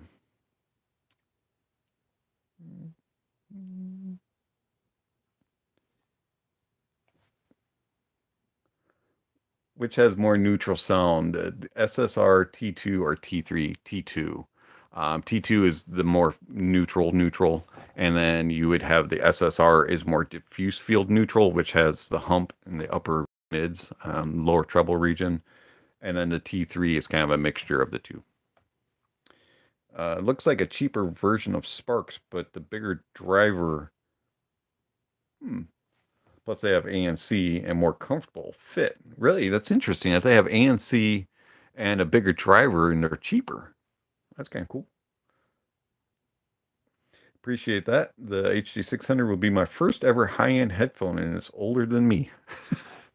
Awesomeness. I look forward to hearing your impressions. I really do. Make sure you have a good amplifier for it, though. All right. Have you looked at the KZ AZ09 Pro wireless Bluetooth adapter? Turns your IEMs into wireless cheap for $40. I got I think it was CCA cable that's similar to that, but I have not tried the KZ A09 one. I'll have to look into that. Is it possible for Moondrop to make a TWS that sounds nearly as good as a wired can? We'll find out when the sparks come in. Supposedly they're similar to like the SSP SSR, so I'll let you know. Let's see here. It's a decent chunk for a full setup, 20 grand. Yeah. I think I would also get the Utopia and the Susvaras. Yeah, those two are just, every time I've heard them, I've just been so impressed. I'm using K5 Pro with my Sundara, and even though I believe I looked into them watching different reviews, but I always think that the K5 Pro does not feed the Sundara well enough. Do I need an upgrade? I would say yes. I haven't heard the K5 Pro, but probably just even upgrading and putting another $100 onto your budget and going with like a one linear would really make a significant difference that you would appreciate. You're welcome for all the great reviews. What is your opinion on BOFA? BOFA? I don't know what BOFA, BOFA. I'm not familiar with that is. Do you think the Sundara and the HD600 would pair well with the Zendak? Probably. You may want to add an external amplifier just in case. As far as the DAC itself, it would be a great sound. But the amplifier part, you may want to add an external. Is it possible to have a highly resolving headphone without some sort of graininess to the sound? Yes, actually it is. You can get a Rossen Rad Zero, which has no grain to it. It's unless it's natural and built into, it's supposed to be there. Because within natural, which is everything outside, that we hear in the real world, there is graininess, distortions, and things like that. but sometimes when they boost and elevate, especially the treble areas and the air, what they call airy areas, that really brings that in. It enhances it because they're trying to boost and give you that false presentation of soundstage and that just clarity. But you don't need to hear all of that. And so sometimes when you boost those areas, it distorts and gets grainy and things like that. So yes, if it's done properly, you definitely do not hear that graininess as much as a lot of times you do. So that's definitely possible. All right, let's see here.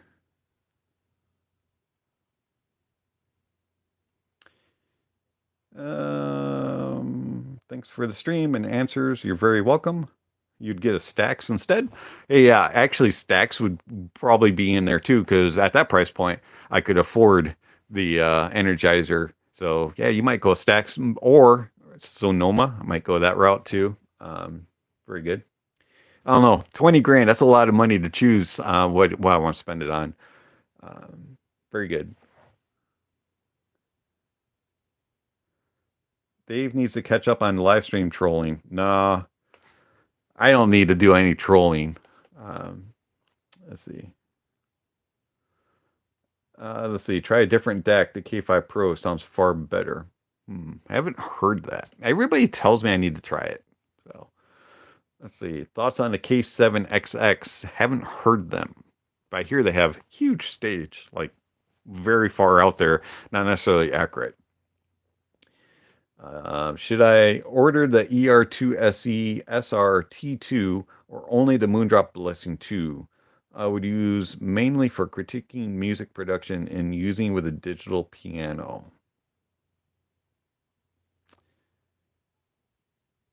Honestly, I would get the three that you mentioned. That way you get the different, you can test them and hear them in different ways because each one of them kind of does things a little bit differently. Whereas if you pigeonhole yourself with only one IEM, you may get misled just a little bit. Not saying the Blessing 2 is a bad IEM in that regard, but having more options to listen and test things on usually is a better way to verify things are accurate. That's why I'm looking at that. Have I tried the 612 Pro? I heard the 612 Pro. And then, see, I have that one over there, way in the corner. I don't know if you can see it. I don't know if I can grab it. Bear with me a moment. Try not to knock everything off. I can't reach it. Let's see here. Which USB interface are you using for your recordings? None. I literally use a USB microphone, which is the Rode USB NTB, and that plugs in USB-C into my phone. That's my whole setup. Let's see here. Did Moondrop send you a Sparks? No, actually, Opos is sending me a Sparks.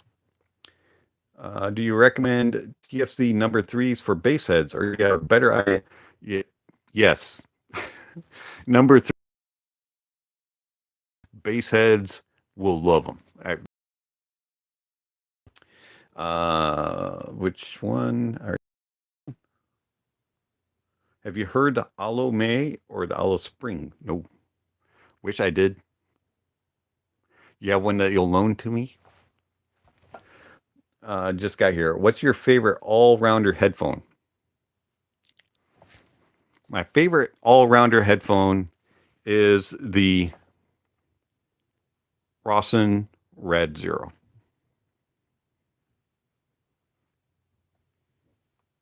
All right, so am I caught up? Did I miss anybody's questions? Because my chat was skipping around a little bit. So if I didn't answer your question and you're still lingering around, hit me up and I will try to answer it. Let's see. Somebody mentioned trolls. It's interesting that you mentioned trolls. Trolls are one of two ways. So you can have the fun ones that you know are just being sarcastic and being stupid. And then you have the ones that are legitly pains in the derriere and in the backside. And I have learned that a lot of times you just have to ignore people, the trolls, and they'll just get bored with themselves and quit. As far as the ones that are being funny, you can joke around with them, and eventually they'll either figure it out that this guy's cool, this guy isn't, whatever. So you just kind of, as a YouTuber, you just kind of learn with time how to deal with trolls.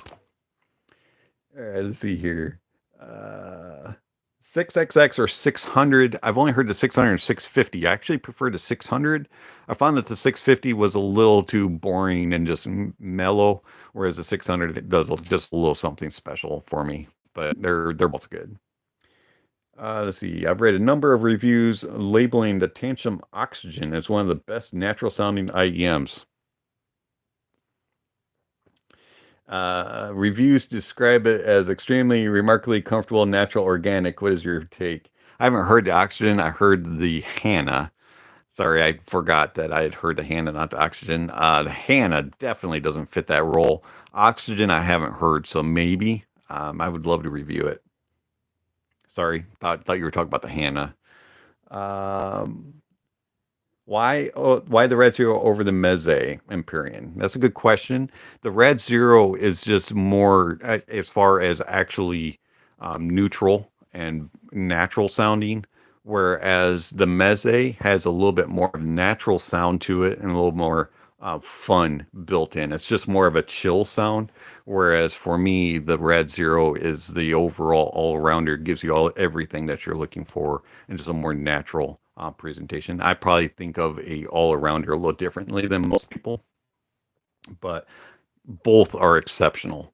But to me, for an all-rounder, I'm looking for one that I can play any song, any genre, and be content. And the Red Zero does that. Whereas for me, the Empyrean is more, I listen to classical, jazz, more mellow music, and it kind of puts me into that spot, into that zone.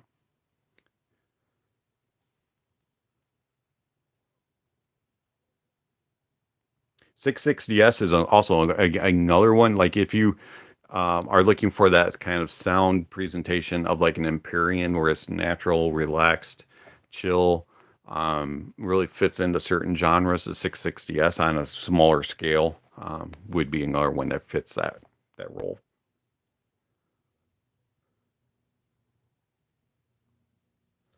660S definitely scales well with amplifiers. It's one of the Sennheisers in that price point of about $500 and less that actually does it probably the best of them all, other than the 600 on a tube amp. The 660S probably scales best on everything. Best sounding IEM, the IEM that I like the best is actually the CTM DaVinci 10. Clear tuned monitor DaVinci 10. One advice you would give your younger self, not related to audio, just in general: don't worry about what people say, worry about what God says about you. Which comes first, the chicken or the egg? The chicken, because the chicken's got to lay the egg. Favorite Sennheiser can. My favorite Sennheisers that I've heard and that I own are the Sennheiser HD660S, followed very closely by the 600. The other ones I haven't heard enough to put into that world. So I've heard 800s, but I haven't had them enough to compare to my others.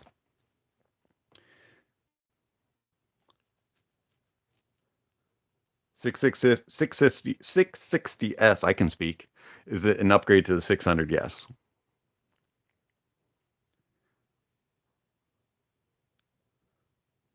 Thoughts on the 560S? Um, as you say, music doesn't really seem to work for me. I totally agree with that. The 560S is not the most pleasurable sounding as far as tonality. It doesn't do tone and timbre as well as the 600 or the 660S, in my opinion. It has too much treble and it's boosted too much, and it's artificial because they tried to get a bigger soundstage on it.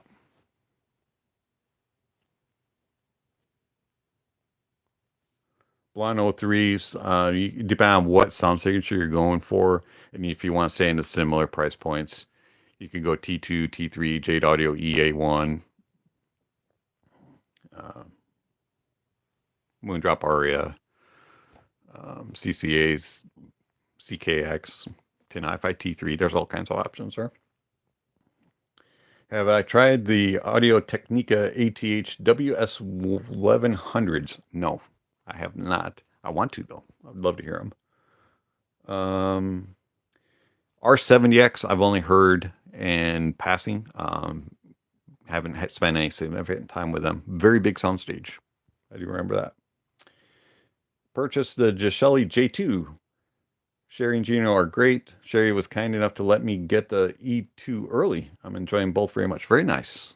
Yes, Sherry and Gino are exceptionally great. And if you have any questions, any issues whatsoever, they're right there to help you. Very, very nice people. 660S, after owning Hi-Fi and Aria, are a waste of time. No, I wouldn't say that. Depends on the situation and what you're listening for, what you're using them for. Totally different presentations. Aria very much studio. 660S more chill, relaxed. Ibosso ITOOs, haven't heard them. Would the Moondrop SSR give me some idea of what the Moondrop Blessing 2 will sound like? Kind of, but not. The SSR is more mid-focused and is very front and center. It's more like an HD 600, whereas the Blessing 2 has a bigger stage, very much more detailed in resolving, but doesn't quite have as much bass. Things like that. Mika, thank you very much. I appreciate the gift. 660S is very good with gaming. Totally agree. 660S has a nice soundstage and it's very detailed and accurate. Also, it's very good with depth and layering. 660S, that's a good point. I'm glad that you reminded me of that. What do I do with review units afterwards? I keep them. For the most part, I've given a few away. If I get approval to sell them, I will do that. But if they don't have to get returned, I'll keep them. Maybe gift them out.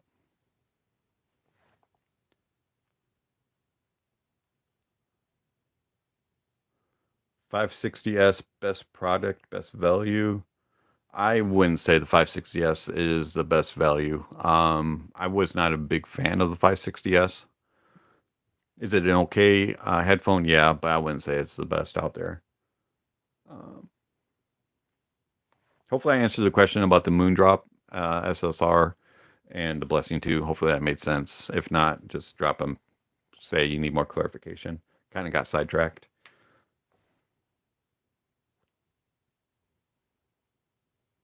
How about the separation and the R70X? I can't stand big soundstage without good instrumentation. Sorry for asking so many questions. I'm planning an upgrade for my Sennheiser HD 579. I don't remember that as far as the R70X. I only heard it in passing. I didn't really get significant time to hear it. Worst sounding Iems I ever heard. KZ ASX. I mean, they probably are the worst sound I've ever heard. And then some others that are out there, besides the cheapy stuff that you can buy at the dollar store. There's been quite a few that have come through. And then there's been ones that at the moment you think that, but they aren't. But KZ ASX really stand out, just like the Fidelio X2 HRs. Grado X series, any review? Possible if I can get one in for a review. Haven't gotten offered one yet. Do I enjoy dark humor? Depends. I'm kind of a dry humor type of guy. So, will you get the new Barodynamic DT 900 Pro X and 700X possibly if they get sent to me. Not 100% sure. Deva Pros any good R2R tech? Yeah, actually, the Deva Pros I really like them. They have a very they're. I said this about the regular Deva, and I'm going to say it about the Deva Pros. They're the best sounding Bluetooth headphones I've heard. They have a very nice soundstage, good depth and layering to them, enough bass to keep things lively and fun, with mids with very good clarity, very nice presentation, and then treble that is non-fatiguing but also isn't stuffy. And it's a very pleasing sound signature and a little bit of a kiss of warmness to it. It's a very pleasing sound. I really do like the Deva Pro.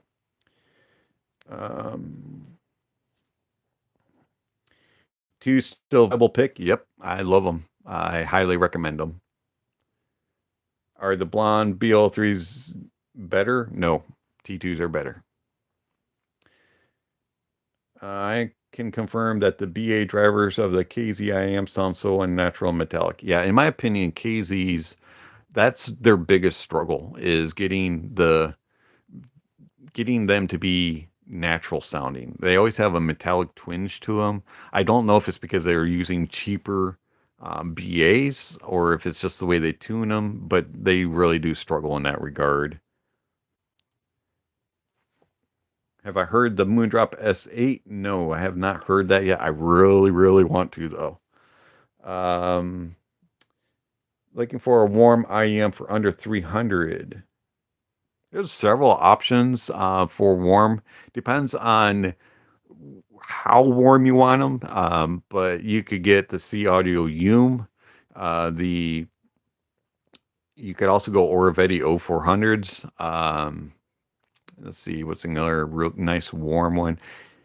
If you don't mind a little bit more V-shaped sound, you could go with Tin Hi-Fi T5. Even though the mids are not really that recessed like people say. You could go with... Man, you guys are asking some tough questions today on IEMs. You could go Shure Tape Pro. You could go, let's see. I'm probably missing one. That's really obvious. Let's see. What would you recommend as a complementary headphone to the Koss ESP95X? That's a good question. 95X is so airy and light, very wide, very good details. I would probably go something a little bit more on the fun side, but with good details. I would probably still lean closer to detail oriented than warm and fun. So I'd probably look at something like a Sundara. If you want to stay in the $500 range, maybe a Nanda. Something like that complement. If you want to do dynamic, you could go with 660S.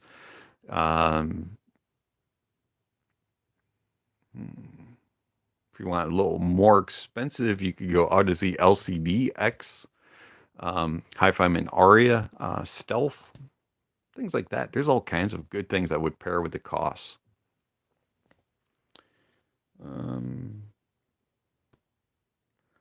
Anything below $300, if you can get a Sundara for $300, I recommend that. Anything below that, you could go Deva Pro, because you can run it wired or Bluetooth, and it sounds fantastic. You could go with the 5XX if you don't mind the chintzy build and you like a little bit lighter, airier sound. You could go 4XX if you like a little bit brighter sound. Hi-Fi-Man's got some good options in the about $300 range for all-rounders. Fun fact, Hi-Fi-Man are using Hindi and Sanskrit words to name all their headphones. Awesome to see that it is in Indian. Yes, actually it is. The Dave, I asked them about it, and that they explained that. Geekwald IEMs worth buying. Are they sub-brand of KZ? Do not know if they're sub-brand of KZ or not, but the Geekwald that I heard, don't get it. All right, let's see. Is there new earphones that can beat SSR and A1 with same price. Haven't really come across them as of yet. Still searching. If you want to boost your price tag just a little bit, go Automotive ER2SE.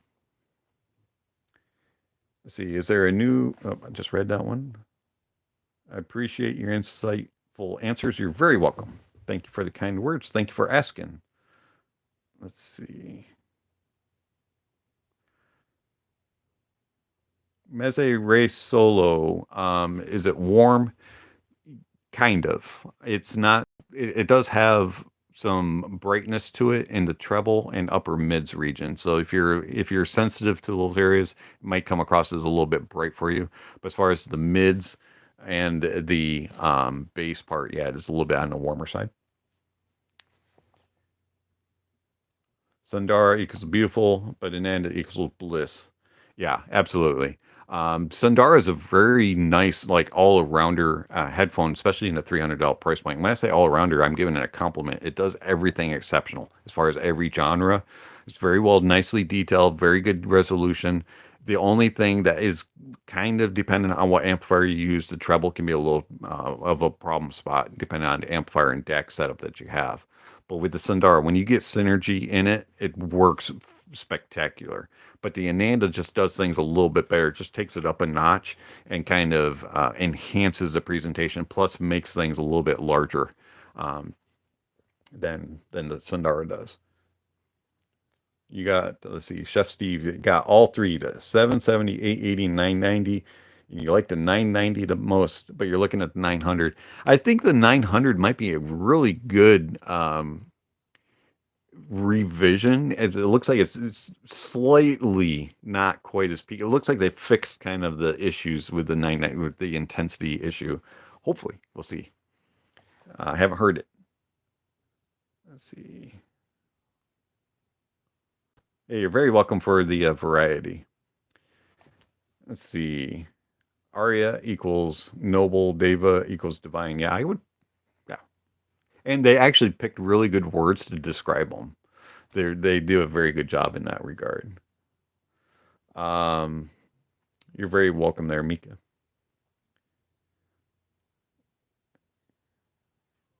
I'm glad that you found it full. Hopefully, you able to make a good choice there, Rio. Let's see. What would be a good upgrade to the KSE 75s? No amplifier. As far as that form factor, I can't really think of anything. But you get any of the slightly warmer type of sound. You could go Tin Hi-Fi T3. You could go the. In fact, I think T3 would probably be a really good option for you as far as that goes. Do change tips, so probably go with Ear Pro horn tips for the T3, and you'd have a great sound. Let's see here. The review on the Sparks, that'll probably be a little bit, not exactly sure when they're arriving. Believe they've shipped, but I'm not sure when they're going to arrive, but they may not have. So I honestly don't know the answer to that. Been thinking about the 900X, but waiting for a review. Wasted too much money on crap endorsed by shills. Very smart move. Very smart move. But I don't know if I'm going to get one in for a review. Does the 88600 ohm really need a speaker amp to drive it, or can a THX 789 or A90 or GSX Mini? You can drive it with something that has good power, but it also has to have watts and current and voltage. It's kind of weird the way the impedance is. Not all powerful amps drive it real well, so it's got this current thing that it's kind of odd. It does take a lot of juice for sure.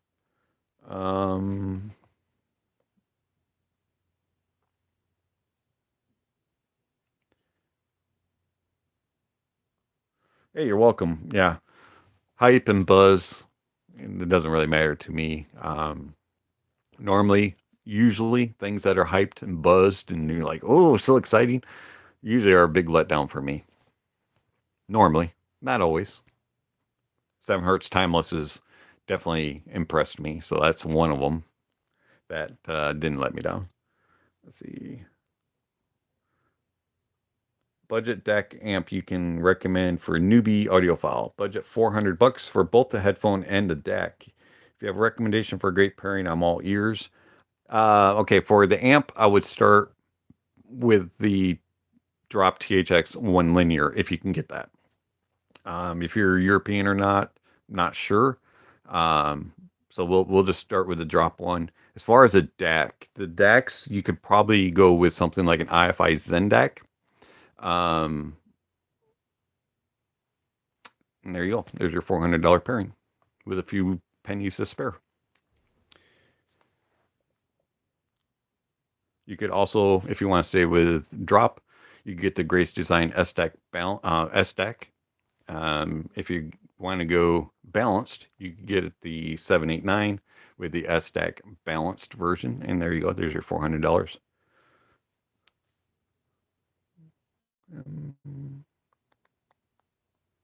Best Iems to begin with for a vocalist who also uses acoustic guitar. Moondrop SSR in Tin Hi-Fi T2, Edemotic ER2 SE. What stuff do you consume to make your brain stay sharp besides coffee? I ate a lot of cauliflower. I eat actually a lot of things with cauliflower as the flour itself. Pretty much replaced regular flour with cauliflower. Do not fry things with oil. I air fry things. I eat a lot of chicken, a lot of fish, some steak, and lots of bananas. And probably drink way too much of the sparkling ice drinks that I have right here. Let's see what else. Can you recommend a Class A or Class Bias amp? Have you ever tried, or AB amp? Have you tried a Flux or a Rebel? Have not tried a Flux or a Rebel amp. Those are on my wish list. Class A amplifiers, or an AB amp.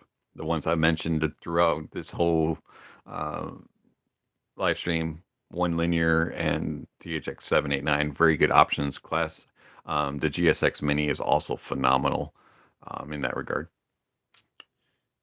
Let's see. You could also get a Gishelli Labs Archel Pro or the Arish, also exceptional amplifiers.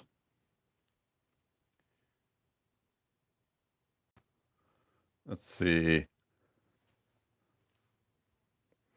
Interesting. Chef Steve says the 600 runs great on the Zencan or the SH87 from SMSL. That's good to know. I'd have had problems pairing my 880 600s with the various amplifiers that I've had. So that's the reason why I said what I said about the output impedance and the impedances and sensitivities and all that kind of stuff, current and wattage and all that kind of has messed things up. But I don't use it very often. It's kind of just sits on my shelf.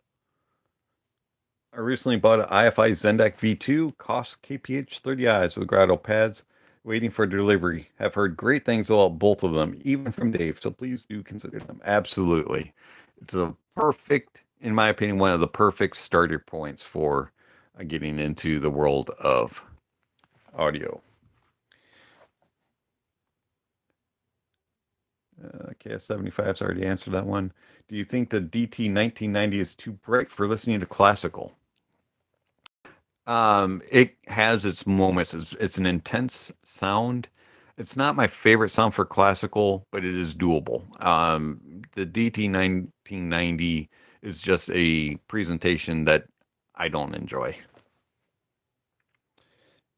880 on tube amp is heavenly. It's good. My tube amp was not powerful enough for it.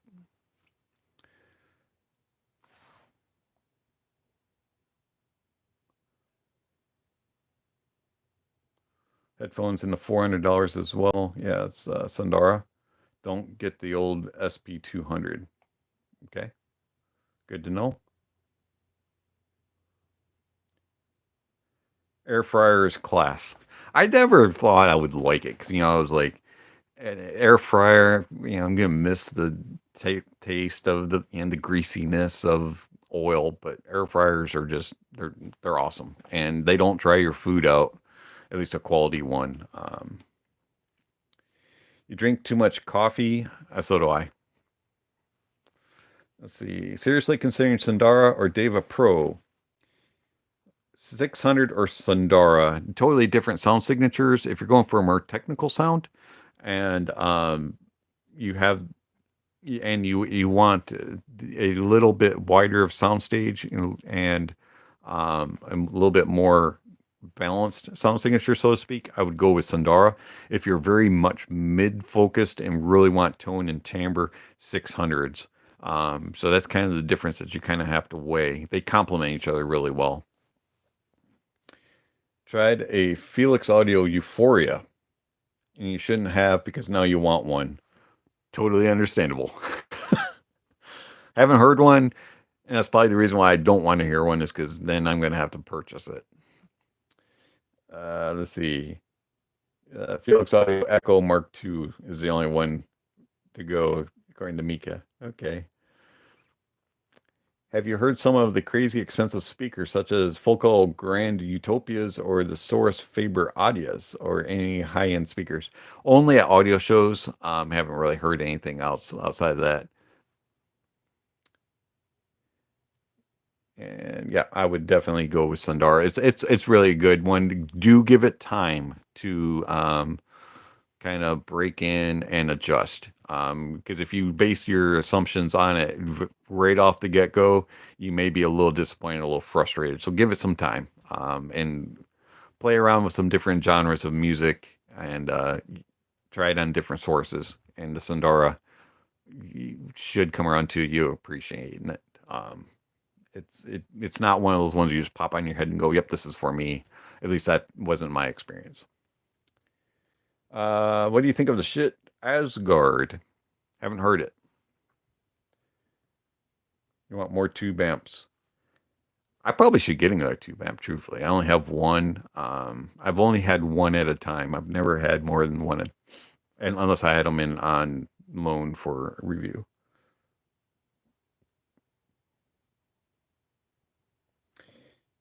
Sundara, go well with Charlie Parker or Coleman. Yeah, definitely. Is there a better alternative to the Philips X2 pretty much anything. Asgard is some seriously good stuff. Okay. Sundara needs a bit more power to sing. Yes, it does. It doesn't need a nuclear reactor like some people say, but it definitely does benefit from a little bit more power. Focal clears Asgard 3 and the Bifrost 2 is a nice pairing. I could see that. I really could, with the clears having that little sparkly top end, a little bit of immersiveness. And the Bifrost 2 would kind of mellow that top end just a little bit and round those edges and smooth it out a little bit. Yeah, that probably does sound pretty nice. So, all right, well, going on 4 o'clock here. I told my wife I was only going to do an hour and a half. And here we are 2.5 hours in. So I do appreciate everybody that's joined. I do need to run, though. Got a few things to do this afternoon. And I'm sure everybody else that is still on the East Coast needs to go out and get their candy. So enjoy Halloween. Have fun. Don't get too much of a sugar rush, because remember, you have to go out for work tomorrow. So you don't want to stay up too late. You don't want to visit the dentist. Dentist, no. But anyways, I appreciate everybody joining, and I've had fun. And thank you for all the questions. And if I didn't get to something, I'll answer them down in the comments below. So do greatly appreciate it. And you all have yourself a happy Halloween. And I'll catch you next time. And don't forget to enjoy the music. And honesty is the best policy.